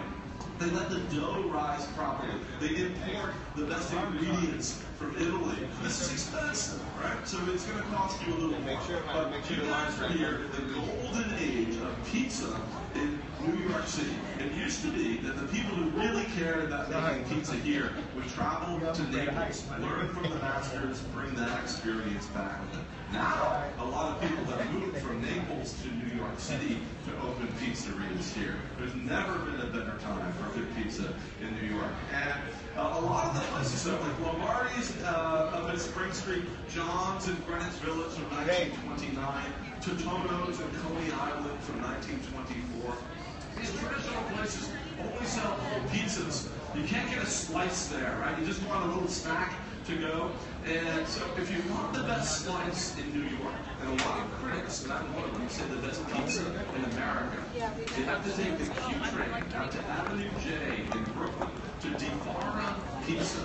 The owner of Di Fara, Domenico Di Marco from Naples, makes every pie himself, and he's been doing that for 50 years. So if you want to meet a guy with pride of his work, you can arguably the best pizza you can get anywhere in America. It's worth the trip out there. I always go early before they open because it's world famous now, and so there's probably going to be a line around the block when you go in the middle of the day. And you have to be patient. One little old man at Di Fara making everything one at a time to your order, snipping the fresh basil onto your pizza, right? Now, if you think you need to make a big expedition if you get good pizza, you do not. On the World Trade Center site, in Building 4, which is on the southeast corner, the big shiny silver skyscraper, the entire third floor of that building is Italian food. It's a place called Eataly, E-A-T-A-L-Y. You take the escalator up there, and there are all these little restaurants within this giant Italian food market. And one of them, Rosso Pomodoro, red tomato, is a very good Neapolitan New York style pizza place there. There's also a place just for focaccia, and that's usually when I go to, it's quicker. But you don't have to travel all around the city from here to get good pizza. You can go underground, or when you take our elevator down, all the way into Building 4, take the escalator up to Italy, and have great pizza on the side. It's really good. Everything made with the flour, basically all the breads, all the pizza, the focaccia is spectacular over in Italy. So trust me on that. And by the way, if you want more recommendations, I have a whole list, my personal list of pizzerias and the 5 boroughs. You can take a picture of it. So please ask if you want to. Now, what's going on this weekend? I mentioned the marathon, obviously. That's the big thing that's happening. Please get out there and root these runners on. It's a spectacular event. Today, there is an opening ceremony going on to the north of us in Manhattan. And is that listed here? I thought it was. There's Italy. I just mentioned that. Opening ceremony in Central Park at 4 o'clock today. There's all sorts of stuff going on. There's music happening up there, and it's free. And it's a beautiful day out there to participate. There will be a lot of the runners who, the champion runners in the past will be there. I don't have any names for you, but that's a cool thing. If you're running the marathon, you probably know about that already. Friday nights, if you're into culture, a lot of museums are open late on Friday nights, and it's generally less crowded than it is during the day. Even though I'm a New Yorker, I don't really like crowds that much, so especially at museums. So I try to go when they're less populated. And places like MoMA, the Metropolitan Museum of Art, which has a bunch of really fantastic exhibits right now, and the Whitney Museum, just up on the west side over here, all open late tonight. So if you don't want to be jammed in there watching art, take advantage of that. Some of these, by the way, are pay what you wish as well. Not everything is expensive in New York City. The Metropolitan Museum of Art says $24 admission, suggested admission, but you can give them $1 and still stay all art. So ask if you're not sure at one of the museums. The New York City Comedy Festival is happening right now as well. All around the city at our best and smallest comedy clubs. There's fantastic comedy acts going on right now. I will shortly. Stand-up comedy in particular is going to some of these shows here. And then Sunday morning, get bundled up. It's going to be windy Sunday morning. It's going to be chilly out there. So if you're not running the marathon, bring some thermos of coffee out there, and I'll see you out on 4th Avenue. I'll be out taking pictures of all the runners and yelling. I always lose my voice on marathon day and cheering everybody on. So please do that. It's a wonderful, wonderful, colorful event. People from about 140 different countries running all through New York City. It's pretty cool. All right, that's it for me. Fontaine's going to be taking over here. I want you guys to get out there. Big Rod was incredible. Some of the diversity of this city. Highly recommend that. Spend all of your money while you're here. We need it, right? Especially down in this area. And talk to us. We're not nearly as mean as we look. New Yorkers just walk really fast with headphones on. We're hard to stop. If you can stop us, we tend to be nice. I'll tell you where the best pizza is in our neighborhood, how to navigate the subway system, which ways uptown and downtown. Don't be shy about asking. Thank you guys so much for coming. Enjoy the rest of your stay and enjoy this incredible view of the weather out here. It's the best.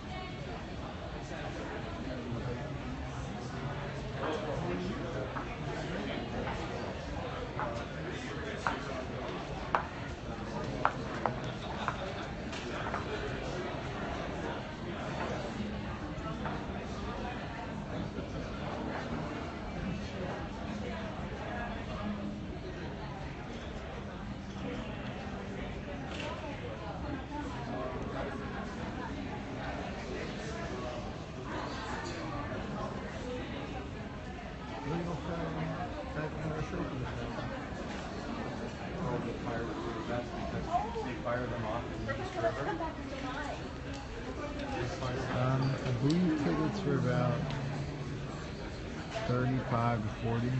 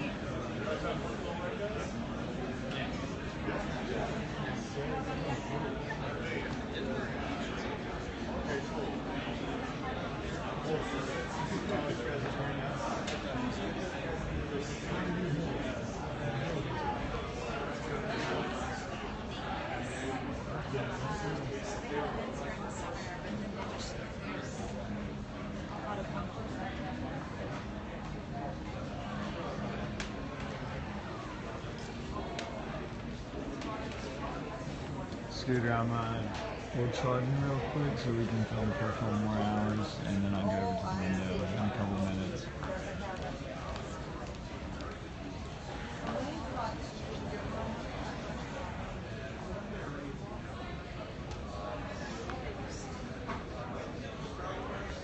There are no blinds, not that I see.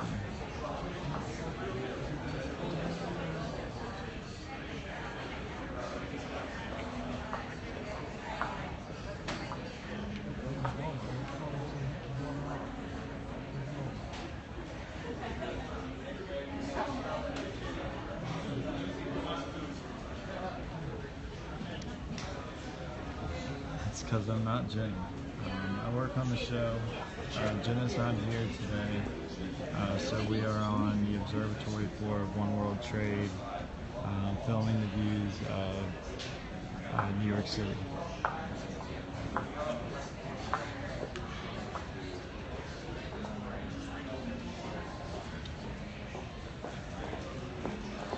You know, Knight, I'm not sure of that right now.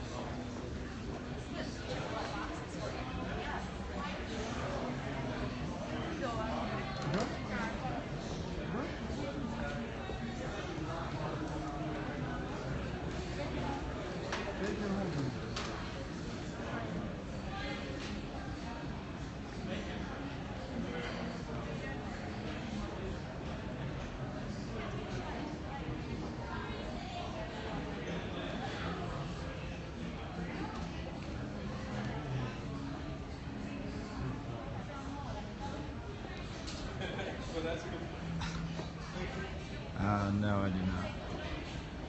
I don't know who you're talking about either.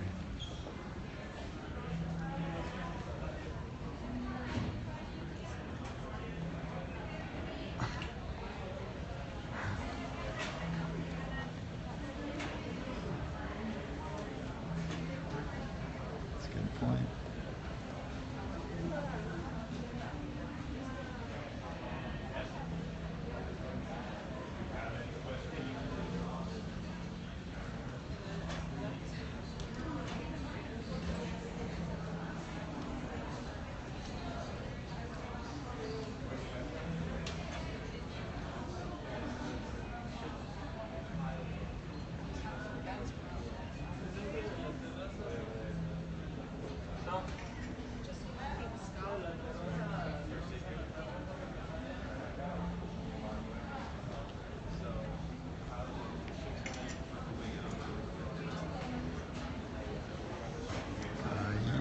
Yeah, I'm not Jenna, I'm a man.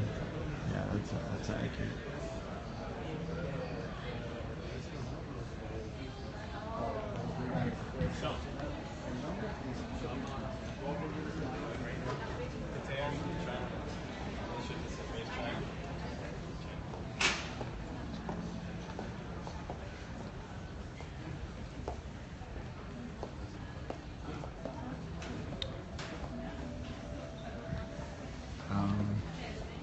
So Kelsey, I believe that's how you say it. Jenna is away today, so we are just filming on the observatory floor of One World Trade Center. So to an extent, yes, that is what the show is today.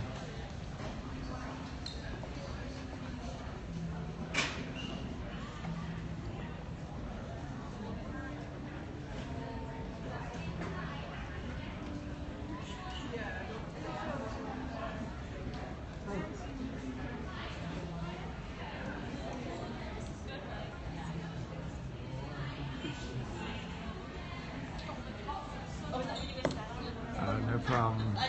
She may be able to make it up here, but as of now, we're just going to keep filming, and hopefully she can get up here by 3 o'clock when the show ends.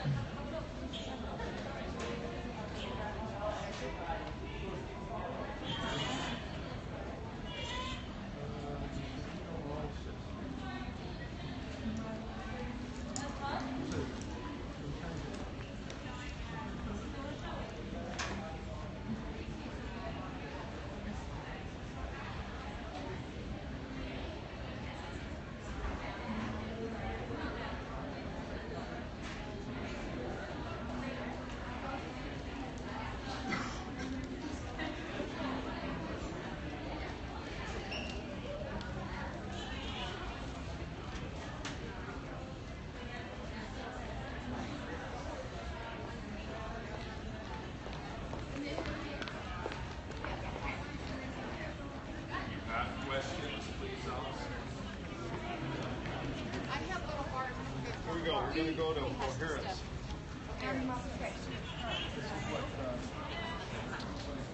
Hey Ken, it costs about $35 to $40.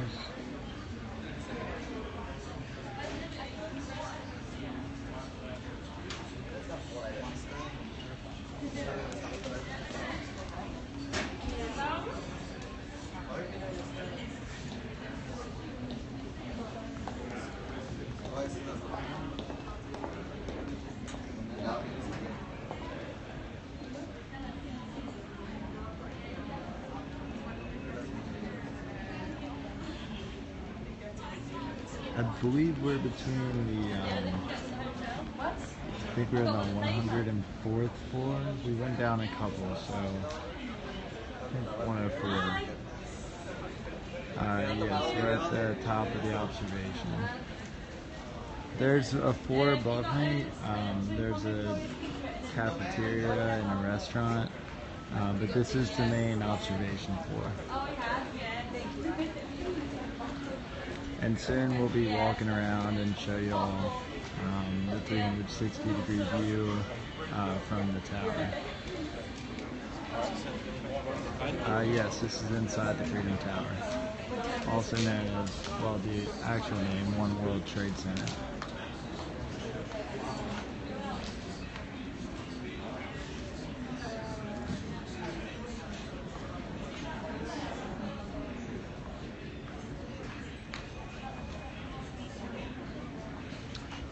No, I have not. I believe there are a bunch of restaurants, eataly's on the 3rd floor, but I've not been on those floors.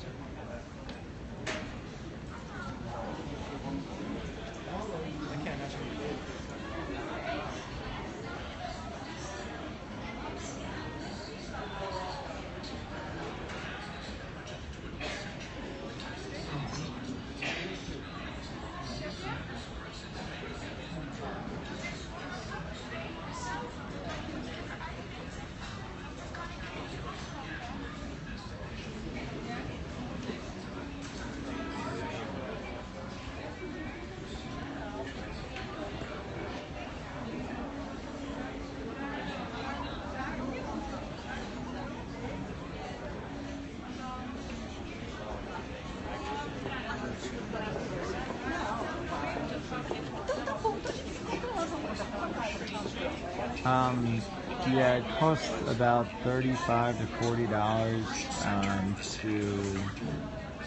to come up to the observation floor.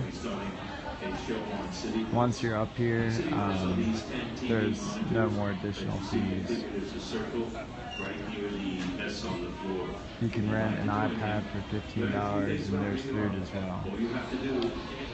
I'm not sure if you can see the Giants Stadium. I'll check next time I'm facing that direction, but I'm sure you can. It's only a couple miles away. So the best part about this, ladies and gentlemen, it's not going to cost you anything.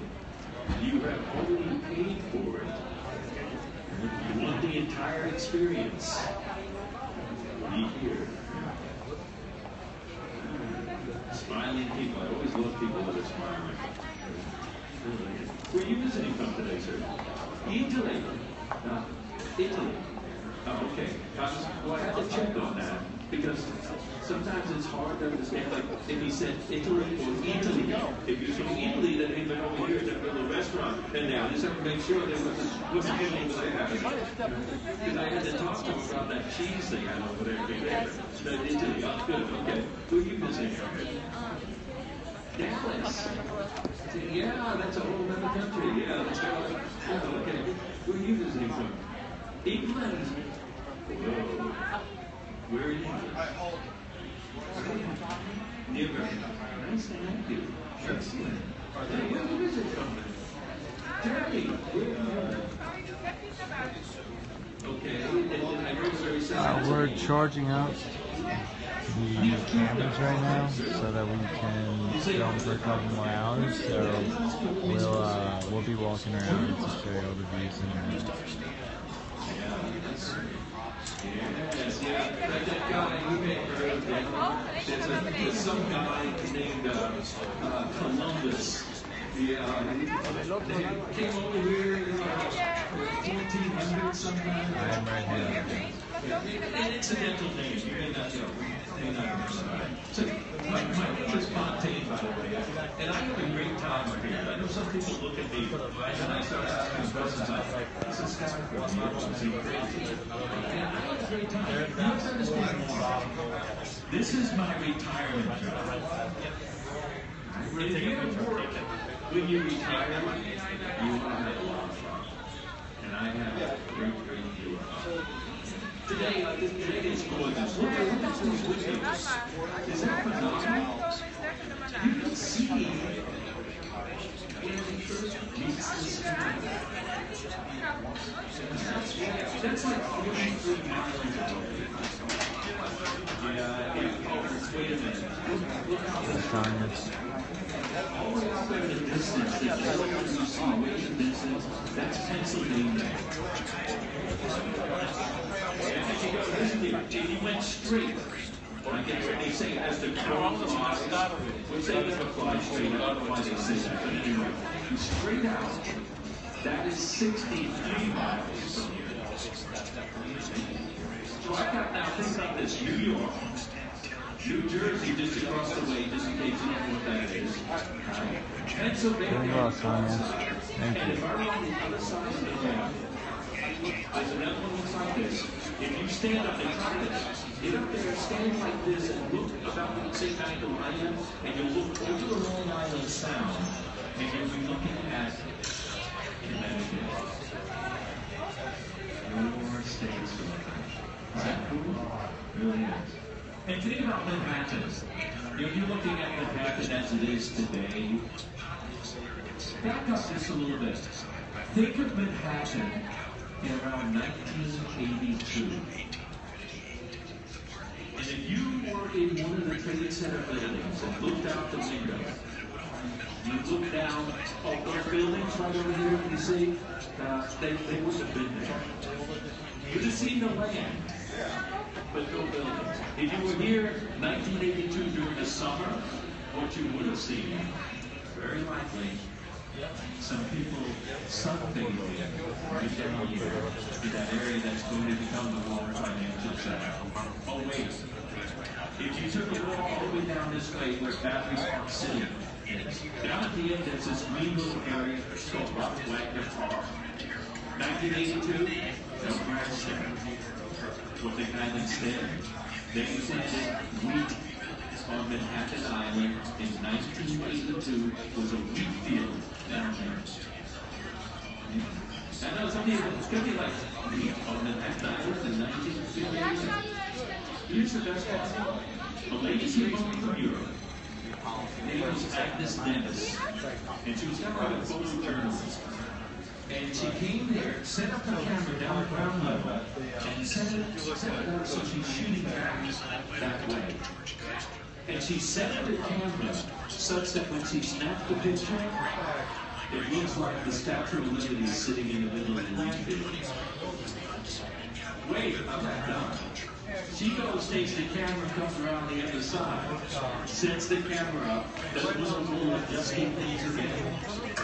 Takes the picture. You know what's in the middle of the wheat field now? 1932, she said that. You can actually see this, because a lot of people, when I tell them that, they don't look like some of you have. It's like, oh, that's such a nice story. But it's not true. Wheatfield, BPC, and the pictures will come up. That's just two of us in there. I go, hey, you think that? She broke it out. She said, I can see in her mind. See, you have to understand something about me. I read minds. Especially when people bombard me like her brain is doing right now. She's out there, as I told her that, she's like, I'm going to test it. And it just kind of like smacked me right in the middle of my head. Wheatfield, BPC. The lady's name is Agnes Dennis, D-E-N-S. And I knew that. That's why I told you to give me that one. No. The photos that they did, I mean, I have the pictures from the website as well. But I actually did some big blow-up photos as well. But here's the thing. You can look at this. When you get out, you get a connection. I'm not kidding. Wheatfield, BPC. When they harvested the wheat, they actually harvested the wheat. And what do they do with it? They divided it up and it went to 26 different countries as starter wheat. So they didn't waste it. Right? That's the type of person she was. A lot of the projects she did, things that had a meaning to her. So planting wheat on Manhattan Island, right? And if you want to see them, I have the pictures later on. When I get done, I'll actually show you the pictures there. Because she's in there, I want to see it. I can tell. See, you get bombarded by brain like you do it without me reading it. But that's just the beginning. I have this toy, and it is a toy. It is so cool. Have you seen it work yet? He's got a smile on his face. Now, you know what he's thinking? You're not going to get one of these, because I already saw the look on her face. And she's saying, don't even think about it right there. This is a cool device, allows me to manipulate things that you think about New York City. It's a little device that we refer to as City Pulse.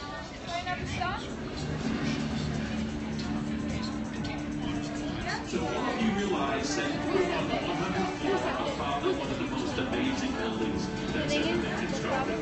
And City Pulse, come on over there, City Pulse. It's going to help me show you New York in ways that you've never believed. If you go to the past, well, let's see, this city, it's just constantly changing. So I'm going to pick up your stories. Those recorded at various hours of the day. What? I love it.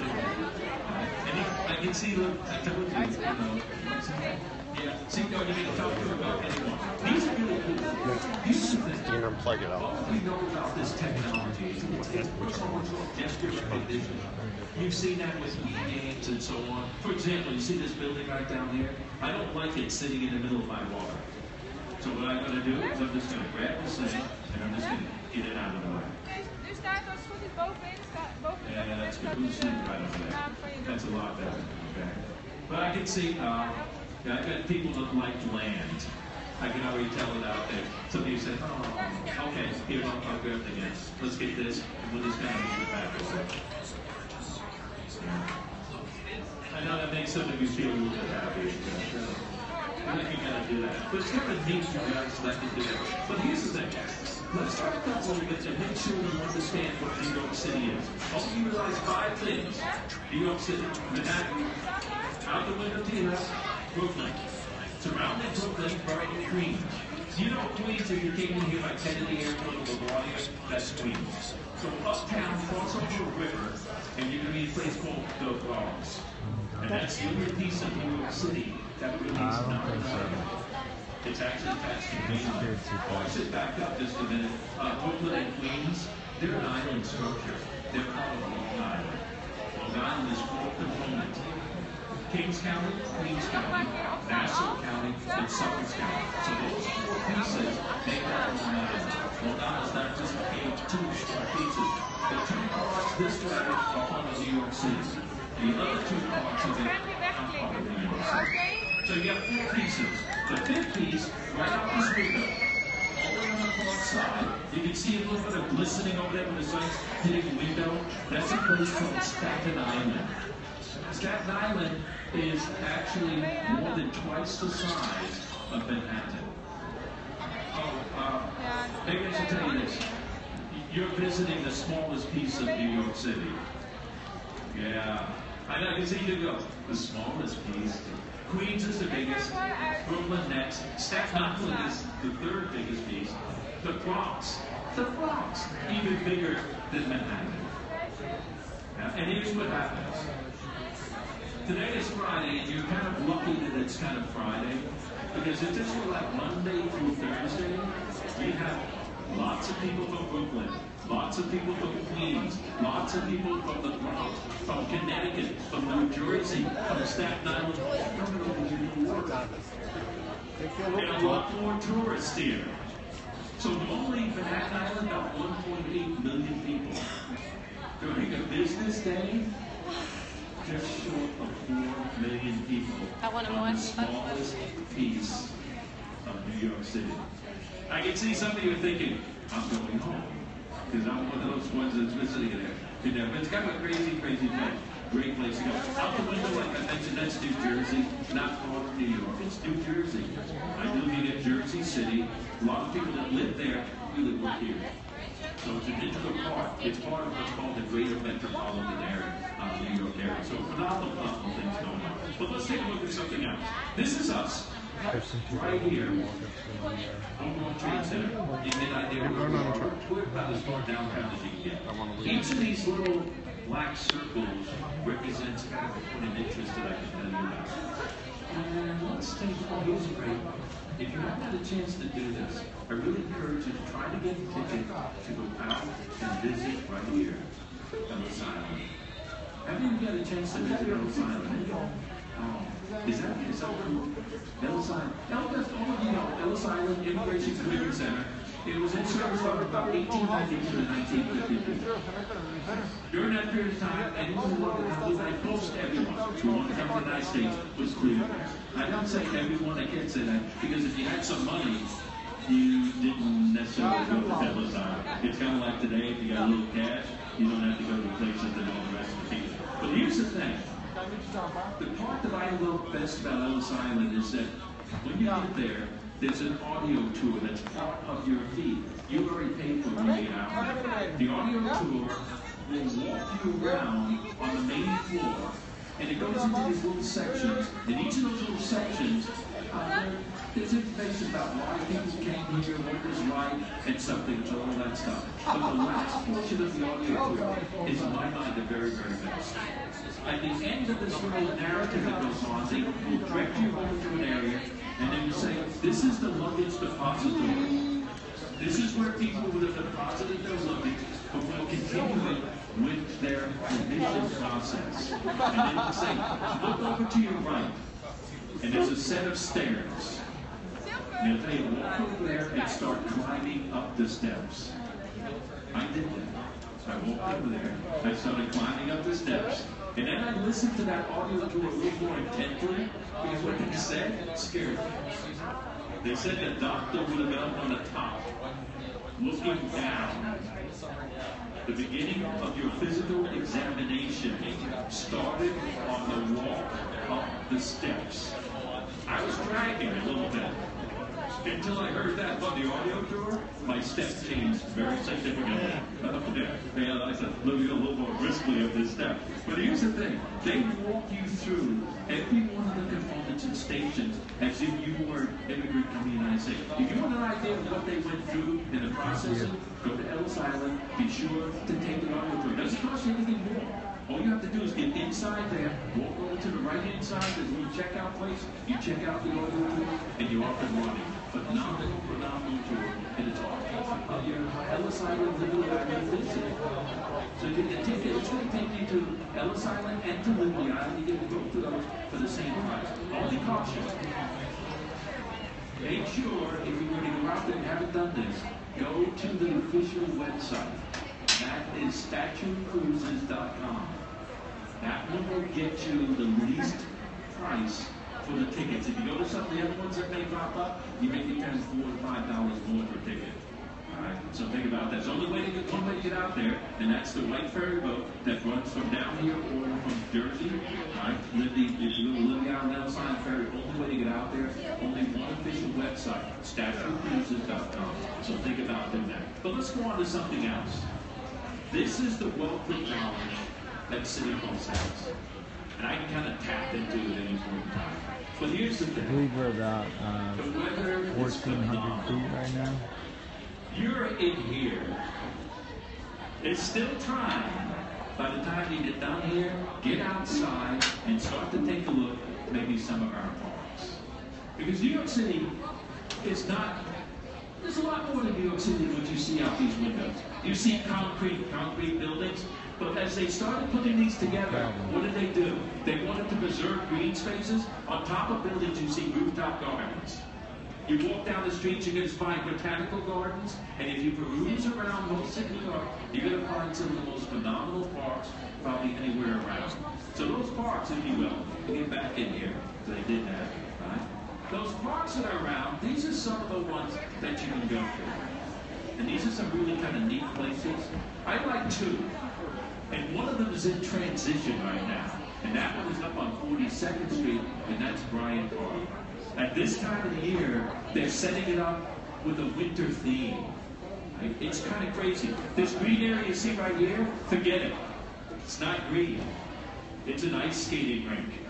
Around it, vendors selling different things, all these artisans with different, they got some gorgeous cookies up there, folks, if you're into cookies. Oh, I hit a spot. Every time I mention something that I think you may like, she looks at me and you're like, forget it. You're not going to go there, okay? They're there. Really kind of a great place. But here's the thing. Bryant Park is a place that most of you would not have wanted to be back in the early 1800s. You know what they did here? This is where they planted bodies. This was a potter's field. Oh yeah, it was something else. So what do? They clean the area up, and I think they have all the bodies out. I'm almost sure. Here's the reason I know. Underneath all this green area, over the ice skating rink is, are the stacks for the New York Public Library. So I'm sure when they were digging to do that, they got all the bodies out. But around the corner is the New York Public Library. There's big materials out there in the summer for you to read. They have a Bryant Park Grill, a great place to go. But winter at Bryant Park is phenomenal. And if you get a chance to walk up there, just take a look at it. It's really kind of good. If you got me back later on, really get up there before it closes, because you can buy some great stuff up there. So that's one trip. But you want to go a little bit further uptown, and you have to hit that one that we managed to centrally locate. And we like the name Central so much that what we do. We named it, if you will. Let me get back over here. I did this twice now. I don't know what's wrong with me today. There we go. I get so excited I wanted to get up there to Central Park that I forgot to do my little thing to get through here. So once we split through. But if you want to really try to take a trip up to get up here. And especially this weekend, you know what's happening up there. The New York City Marathon. Can you imagine crazy people are going to go over here to Staten Island where I grew up, run across the bridge, run up through Brooklyn, run into Queens, and that would be enough for me. No, they're not done. They're going to get into Queens and come across a bridge, run up, if you will, all the way up and go into the Bronx. I'm going to stop there. No, they're going to go over another bridge and come back down to Central Park. And then kind of finish up around 61st Street. Yeah, 26.2 miles. That's crazy. Any crazy people in by the way? Here's it. Any people that are crazy that don't want to admit that are crazy, people that are running. Yeah, right here. Yeah, there they are. See, you always know that there are a few of them around out there. And everyone's in this distance up there for what? Pasta at the end of the night. Oh, that's just, yeah, she's saying, yeah, that's good stuff. But that's a great place. So here's the thing. You're going to be up there, you're going to see the Bethesda Fountain, you're going to see the Bethesda Terrace, you're going to see lakes and streams. You're going to actually find where the little sheep meadow is. Oh, wait a minute. A lot of you know how artificial Central Park is. This is man-made. Yeah. Oh, yeah, I'm sorry, man. Yeah, what happened in the 1800s? Yeah, I'm busting a bubble here. In the early 1800s, when they got this parcel of land, it's about 840 acres of land. This is a mess. Swamps, poison ivy, poison oak, nasty things. They clean it up. They want things to grow. So, but it's not his property. Here's where it comes in. They go across the way to our neighbor over there, New Jersey. They bring in topsoil. That's where we came in. Over there, they bring in manure. Because you blend that with the topsoil and they get out of there. You start rolling it, they put it in the streams. Back over to New Jersey. It's a crushed rock. You lay the foundations. All you folks that are not good swimmers, don't worry about it. These lakes are brought into the New York City water system to literally can regulate the depth. Like they regulate the water to depth. Great place. But here's the deal. Central Park has everything on it. You have the winter activities, you have the summer activities, the marathon. Think how many sporting events that we have in New York City that either start or end in Central Park. That's how gorgeous that place is. But for a New Yorker, though, here's what's so neat about Central Park. No matter where you are in that park, you can have the quiet knowing that you're only a few blocks away from the hustle and bustle that makes New York really explode. So think about doing that to get up there. But here's the thing. A lot of people that come here, and a lot of people all over the place, have this need to share pictures with people. I don't know why. They have these things they call Instagrams. Well, we're crazy enough that we monitor some of the Instagram accounts. Oh, yeah, people like to tell us what they're doing, so they have like Twitter feeds. I don't like those. But one of these days I'm going to look over at Twitter, and it's going to be someone that will have tweeted my show, and I don't want to read what they're writing over there. But there's some of the other things going on. Lots of things happening in there. The construction. That's kind of cool. That's over here in Brookfield. They're taking cans and creating, if you will, object sculpture from the things they're taking. We'll go see some of the things that they're doing. Remember Central Park, if you want to, the marathon is going to start, but tonight, really it's actually tomorrow at 4 o'clock, is the opening ceremony up there. It's going to be right around 61st Street. In their opening ceremony, they're going to introduce some individuals that are former winners and so on. So lots of things up there. Get up and take some to see that. If you want more cultural events, 2 things that I really like. Metropolitan Opera. Another thing in there, it's actually ballet season. But other than that, not so much the ballet, you're at Lincoln Center. Lincoln Center this time of the year is a phenomenal place to be just to people watch. Lots of things going on. If you're not going to go to a show, get up there in the evening and be there when one of the shows exits. You'll actually be going to the restaurants that are around the area. And you can actually go to some of the restaurants where the performers are and sit and talk with them. And it's a great time to go. But look around for other things in there.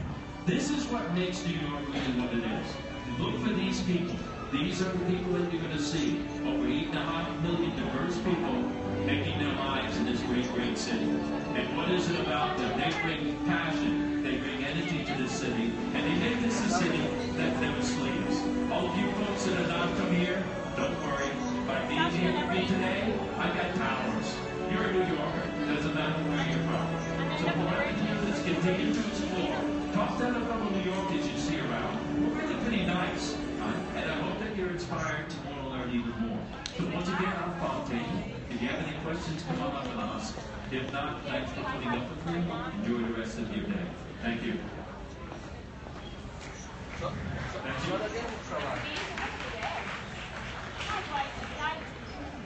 you. It's kebab.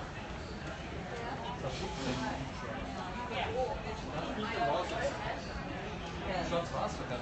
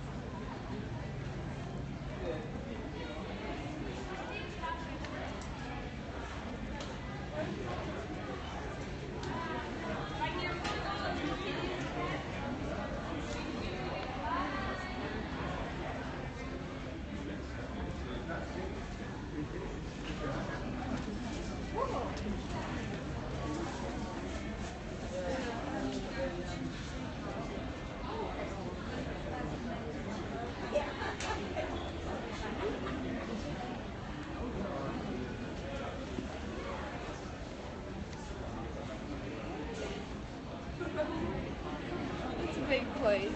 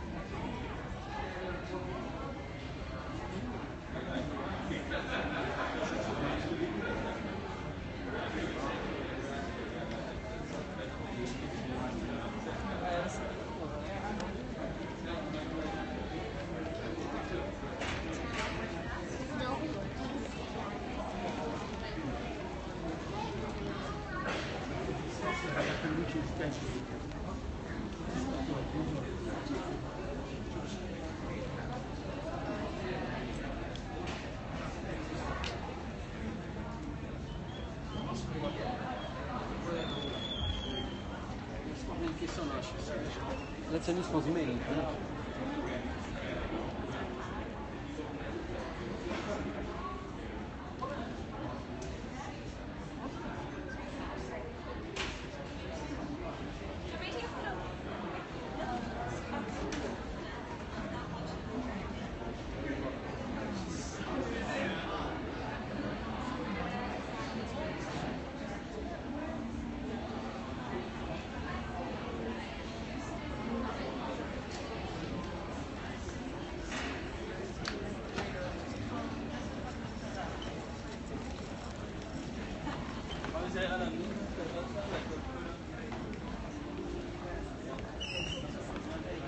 So good afternoon, ladies and gentlemen. In a few moments, I'll be starting another show on City Pulse, but I see some marathon people who are roaming over this way to ask me a question.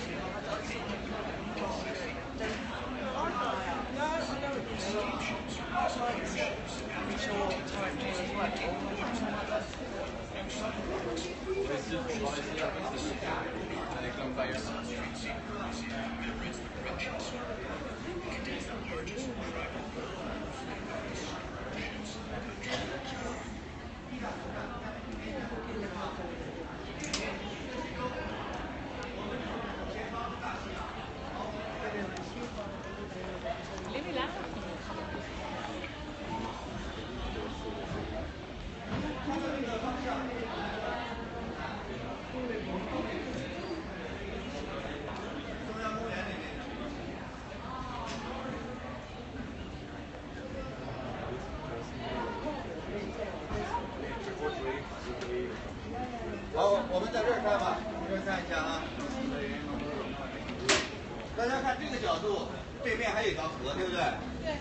这条河就是你们上船那条河，下面有一座那座桥，哥德式的建筑拱门，杨先生来。这有知识人不听话。这是布鲁克林大桥，1883年建，咱地球人类的最早的钢索悬崖桥。那座桥，我当年说人都不敢过，牵大象走的。 So once again, ladies and gentlemen, I'm about ready to start another show on City Pulse. City Pulse on these 10 TV monitors. If you get in the circle right in the left side, if you like, all you need to do is collect on any of the dimensions.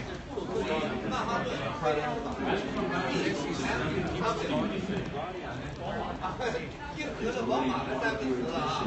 但是也有另一条解读是 B 就是 boy，M 就是 man，W 就是 woman， 一家人。这三座桥连着对面就是布鲁克林区，布鲁克林区啊，纽约的一个老区了，人口最多的一个区，布鲁克林区就在我们的对面。这条河叫东河。好，我们继续再往前走。 You enjoying your visit so far? Where are you visiting from, by the way? From France. Where are you from? Beautiful. Manhattan. Oh, okay. It's kind of disappointed. It's yeah. Where in Manhattan? Where are you visiting from today, man? Connecticut. You can actually see Connecticut from here on the other side. Can't look across that one on the side. It's clear enough. That's one of the 4 states you can see. Somewhere between, if you're looking between Stamford, Connecticut, and Fairfield, you can see that shoreline. So where are you visiting from today?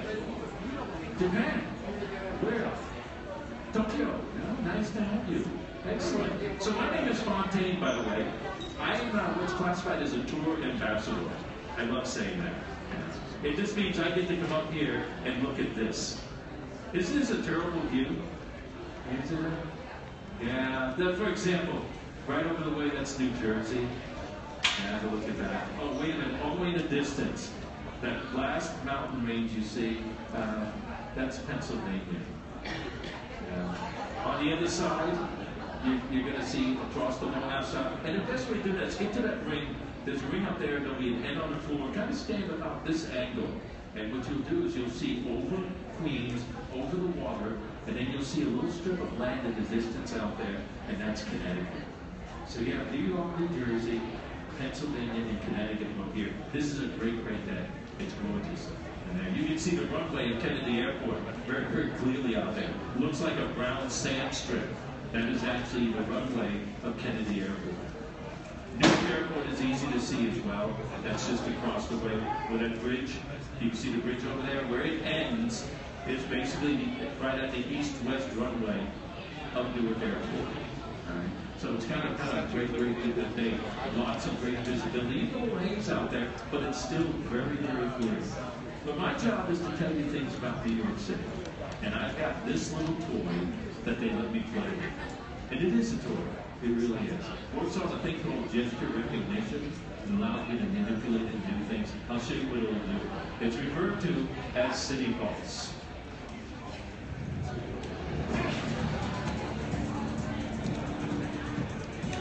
So here on the 100th floor, there are days when it's really not like this, but there are days when we're in the clouds. And City Pulse is a way of helping me show you New York in ways that you probably have never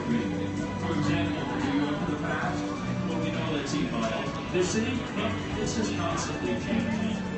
I can tell you things that occur at various hours of the day, and more importantly, from various corners of this great city. I love doing it. It's a lot of fun playing this. But this is a neat device. I can just manipulate it to do different things. Like, if I don't like this scene right here, I can just kind of push it away. Some people get a little nervous when they see the building leaving, so I'll stop and I'll put something in back. Those people like to see the land. I'm one of those guys that likes a lot of water, so I just let it continue all the way over the other side. And I think today I'm just going to leave that. I'm not even going to bring it back. But New York City is an interesting thing. A lot of people are confused when they come here. All of the advertisements you see in the movies and TV, they usually depict New York City as Manhattan. Once in a while they'll show you Brooklyn across the way up to your left. Now, rarely do they get up to the Queens once in a while. Or up in the Bronx, go 12 miles crossing a little river. There's a place called the Bronx. Forget ever going to where I grew up. To get to my place, you actually have to go across the water, hit that landmass in the distance. That's Staten Island. Yeah, you see that thing? I've seen that only once or twice in a TV show. That's how people. But that's okay. Staten Island, if you don't realize it, is twice the size of Manhattan. Oh, wait a minute. Let's do it this way. Manhattan is the smallest piece of New York City. Yeah. People come here. Queens is the largest landmass. Brooklyn is next. Staten Island is third. The Bronx is even bigger than Manhattan. Population here about 1.8 million people on Manhattan. And this is a Friday, so it's not quite as bad as it normally would be. Because a lot of people kind of take off on Friday. But it's just like Monday through Thursday. Brooklyn would send all of their workers over. Queens, Connecticut would have workers coming down. The Bronx, even New Jersey and Staten Island. Tourists here on a day, this population on this island, people that are visiting, people live here, and people live here, could be just short of 4 million people. On the smallest piece. This is the observation for One World Trade Center. But it's kind of out there in New Jersey, you're looking at Jersey City, changing like crazy. Taller buildings are going up all over. And in another 5 years, you're going to see buildings even taller than what you see over there right now. And it's going to change that landscape. They approved buildings to go almost 170 feet taller than that glass building you see on the pier. That glass building, by the way, next to the clock, tallest building in the state of New Jersey. And you think about buildings that are usually 170 feet. Yeah, the only thing is we got John coming back. Well, let's take a look at some other things. This is us, just so you get an eyeball, right there. All these other little black dots are kind of points of interest that I can tell you about. And there's kind of some neat ones, you know. Before I was talking about a little bit about Ellis Island, nice little place out there, but that's there. There's another little place right over here. This is at Governor's Island. Don't confuse that with Staten Island, like a lot of people do. They look out the window, point to that island, and ask me if it's Staten Island. Now they're pointing it out for you. But here's the thing. People come here and they're told to do a couple different things. One of those things that they do is to make sure they take a look at this little piece of land. Right out the window, the glass window, the stone structure, if you can't see it, right over here. Right now. That's the Brooklyn Bridge. Opened up in 1883. Phenomenal power bridge. Connected at that time the city of Brooklyn. That's what it was. The city was the city of Manhattan there. It was supposed to reduce the barge or the river traffic like that people used to transport back and forth. Didn't do it. They had to build another one. That was the Williamsburg Bridge. That didn't work as well. It didn't enough people, so they built the Manhattan Bridge. So you have the 3 bridges going into Brooklyn in there. But here's the thing. What I find is people come here, they will walk the bridge, but they do it at the wrong time. The best time to walk the Brooklyn Bridge is 45 minutes before sunset. You start on this side, you start walking across. The sun is going to start to set. All right, stay with me here. When you get on the other side and you turn around and walk back, the sun will be just at that horizon. Light will start to penetrate through. You take your cameras out and you start snapping pictures. By the time you get halfway back, the best part of sunset will be occurring. Because it's not when the sun goes down at the official. It's 15 minutes to 20 minutes after that when it's pushing right up from just below the horizon and penetrating all that water vapor that's in the air out there. You get a diffusion of that that is phenomenal. The other thing is, you're walking back and you look to your right, you have Midtown Manhattan with all the sides. You think about to the south side, we'll have their pouring lights on. If you want a phenomenal experience, take about the sunset time rather than that's just possibility. You can still walk it the way you want to, but that's the most phenomenal. Well, let's get on to something else. These are the topics I can kind of jump into, and it's really kind of a neat thing. But again, I have not had lunch, so I'm thinking food. And I think I'm going to kind of go up there. New York City is just a crazy place. The diversity of the city allows you to get almost any type of meal you want 24/7.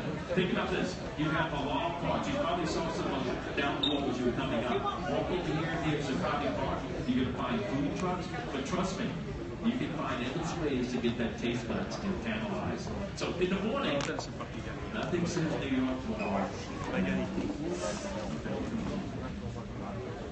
Cream cheese, toasted bagel, cream cheese over the top, a nice thinly cut smoked salmon sitting over there, and a big slice of tomato.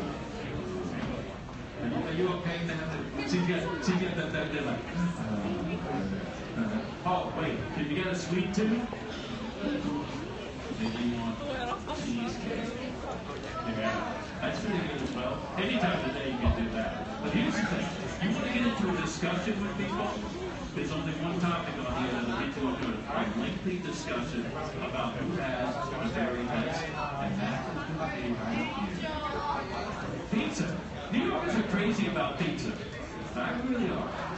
The very first licensed pizza establishment in the world, definitely in the United States, was up on Spring Street. A guy named Gennaro Lombardi comes to the United States, and in 1905, he opens up Lombardi's. It's up on Spring and Park today, which is only a couple blocks away from where I'm from. I want to know what a New York style pizza looks like.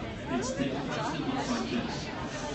All you have to do is lift up the edge when it's cooking, and it'll have a nice char on the bottom. The mozzarella cheese will be bubbling and starting to turn around. When it comes out of the oven, they slice it into wedges. Now, if you're going to be in New York, you have to eat the pizza correctly. First off, no knife, no fork. Don't do that. Right? Second, when you lift it up, fold it. Not eat from the back. You eat from the pointed side going back. Juice runs on your hand, you know what you do. You take the tongue out and you just lick it off. You don't need a napkin. Can you see George? They try to do everything correctly, but they'll have a lot of napkins in their back pocket. And they're really, you can't do that. Oh, the other thing, watching New Yorker, we mastered this. Took us a while. We can actually walk and eat at the same time, right? Yeah, a lot of people have to stop when they do it. They think, you've got it down. They're looking at him and said, yeah, I finally got that down. It only took about 12 years to be able to do that, but he's got it down. But it's a phenomenal thing. So New York style pizza, very thin crusted. You just need mozzarella cheese and a good sauce. That's really all you need. They make another one, and you've probably heard about this thing. It's called a Sicilian pie. A little bit thicker. Looks kind of like it, but it's just a little bit thicker pie. But it's a little bit more doughy, but here's the thing. We try in New York to make a Sicilian pie, but the best Sicilian pies I've ever had is when I was visiting Sicily. Especially without a doubt. But it's far better than another thing they try in New York. They try to make a thing that is about that thick. There's a place in the United States it's named for. It's also was a Broadway production that has the same name. It's called Chicago. The Chicago-style pizza is about like that. Oh, yeah. Here's the thing. For years, I started saying, Fonzie, why did they make this thing? And then it dawned on me what happened. They like New York-style pizza so much, they would make two of them and stack one on top of the other when they put it in the oven, and you get this nice thick crust in there. So here's the thing. Try this. Next time you get Chicago, slicing it out instead of rate. See if you can get 2 New York style pizzas and then 1 Chicago style. But it's a great place. Where do you want to go? Well, right across the way in Brooklyn Bridge Park, there's a place called Grimaldi's. All of you heard of Grimaldi's pizzas? Yeah. All of you realize that if you want a Grimaldi's pizza, don't go to Grimaldi's? Why am I going to go there? And here's the reason. Patsy Grimaldi sold his business. Decided to get back into it. Could not call it Grimaldi's 2. What could he do though? He could open up one with his mother's name. His mother, Juliana. So Patsy Grimaldi that started Grimaldi's is actually in Juliana's over there and not in Grimaldi's pizza place. So think about doing that. Lots of great places. Go up to Bleecker Street, catch the E train, get off at the 4th Avenue up there, just a short little walk over to Bleecker Street, right from there. That's great pizza. John's Pizza. Up there, there's Kesties. There are a lot of great New York style pizza places all around here. And you just have to find the ones you like the best, man. But that's another story. Let's go on to something else. Oh, everyone in the world wants to share pictures with everyone else in the world. They call this Instagram. And you can see big monitors on Instagram. We have live Twitter feeds coming in. Always make me nervous, because one day I'm going to look over there and someone will have tweeted the show, and I don't want to read myself. Now, things that are going on, remember the marathon this weekend. You want to get up to Central Park, your marathon, yeah, now you're shaking his head. Yeah, he's one of those crazy guys that's going to start over here on Staten Island and run over the bridge, up there, the Arizona Bridge, into Brooklyn. I would stop there. But then he's going to go all the way up over to Queens. He's not going to have enough, and he's going to come across the 59th Street Bridge and go First Avenue. Stop. No, he's going to go all the way up into the Bronx.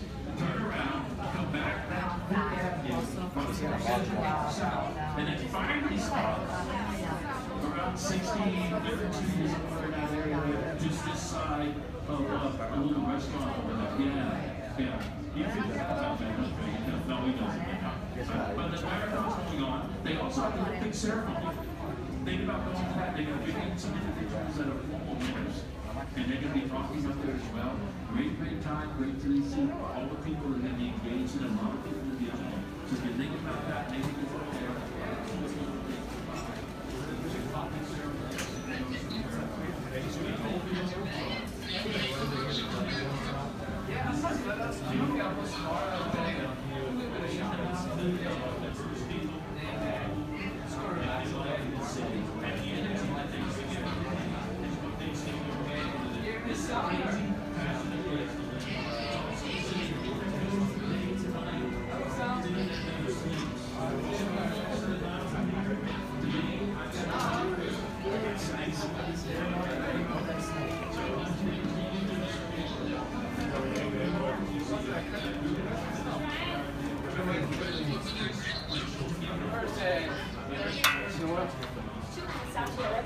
I did. I did that already. Wow. Next, the one over here, 2 volt trucks. That's fire next to C. Roof of 2 volt trucks. We're not building twin towers. We're building different buildings everywhere.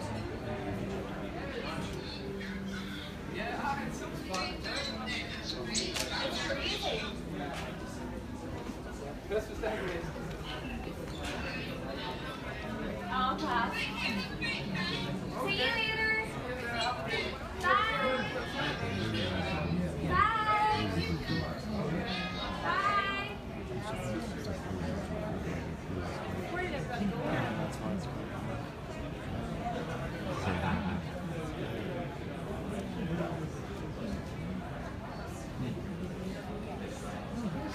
This might be.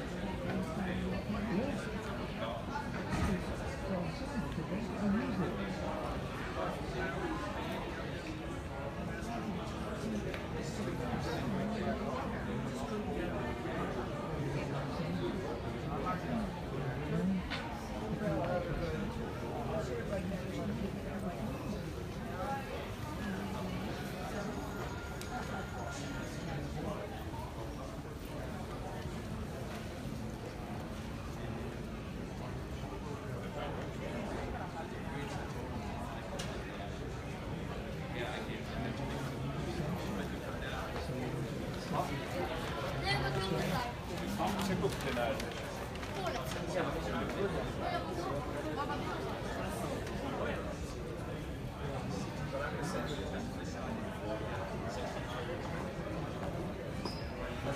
I bought into Greg.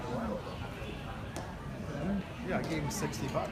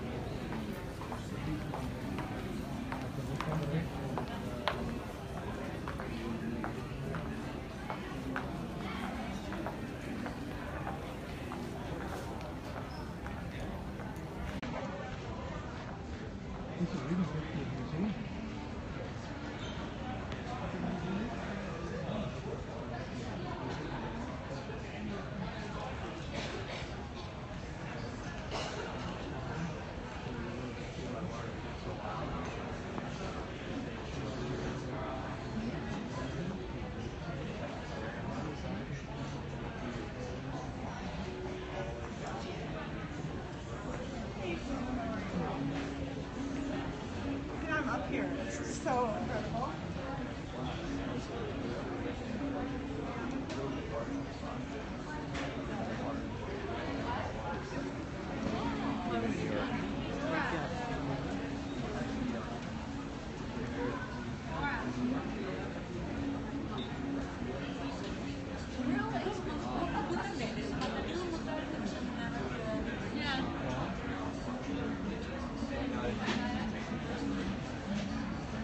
Pokoknya sisi Liberty.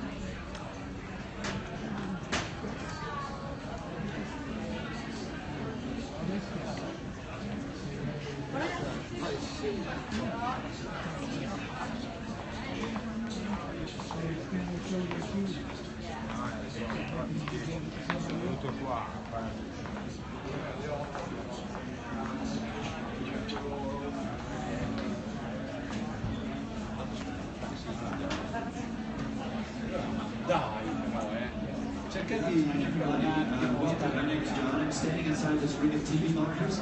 I'll be performing a show here in just about 2 minutes. If you'd like to catch a show about New York City, gather around. We've got plenty of seats here. And again, the show is starting in about 2 minutes. Infatti a volte c'è una buona observatore. Schiatta in sbagliato.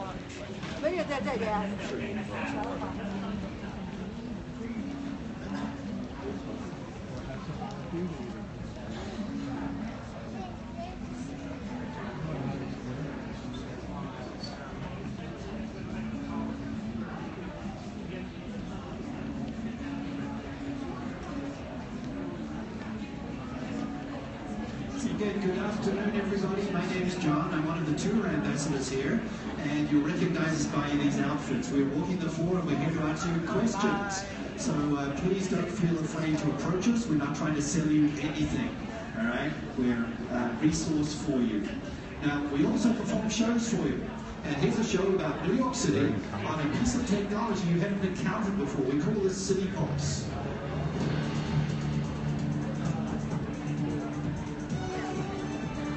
Now, you're here for the view, of course, and it's a spectacular day, but I'm going to show you New York City virtually. I can wave my arm and show you the city of the past or the city of the present. Maybe tell you some stories from throughout the history of New York City at every hour of the day, and navigate through New York's streets at night.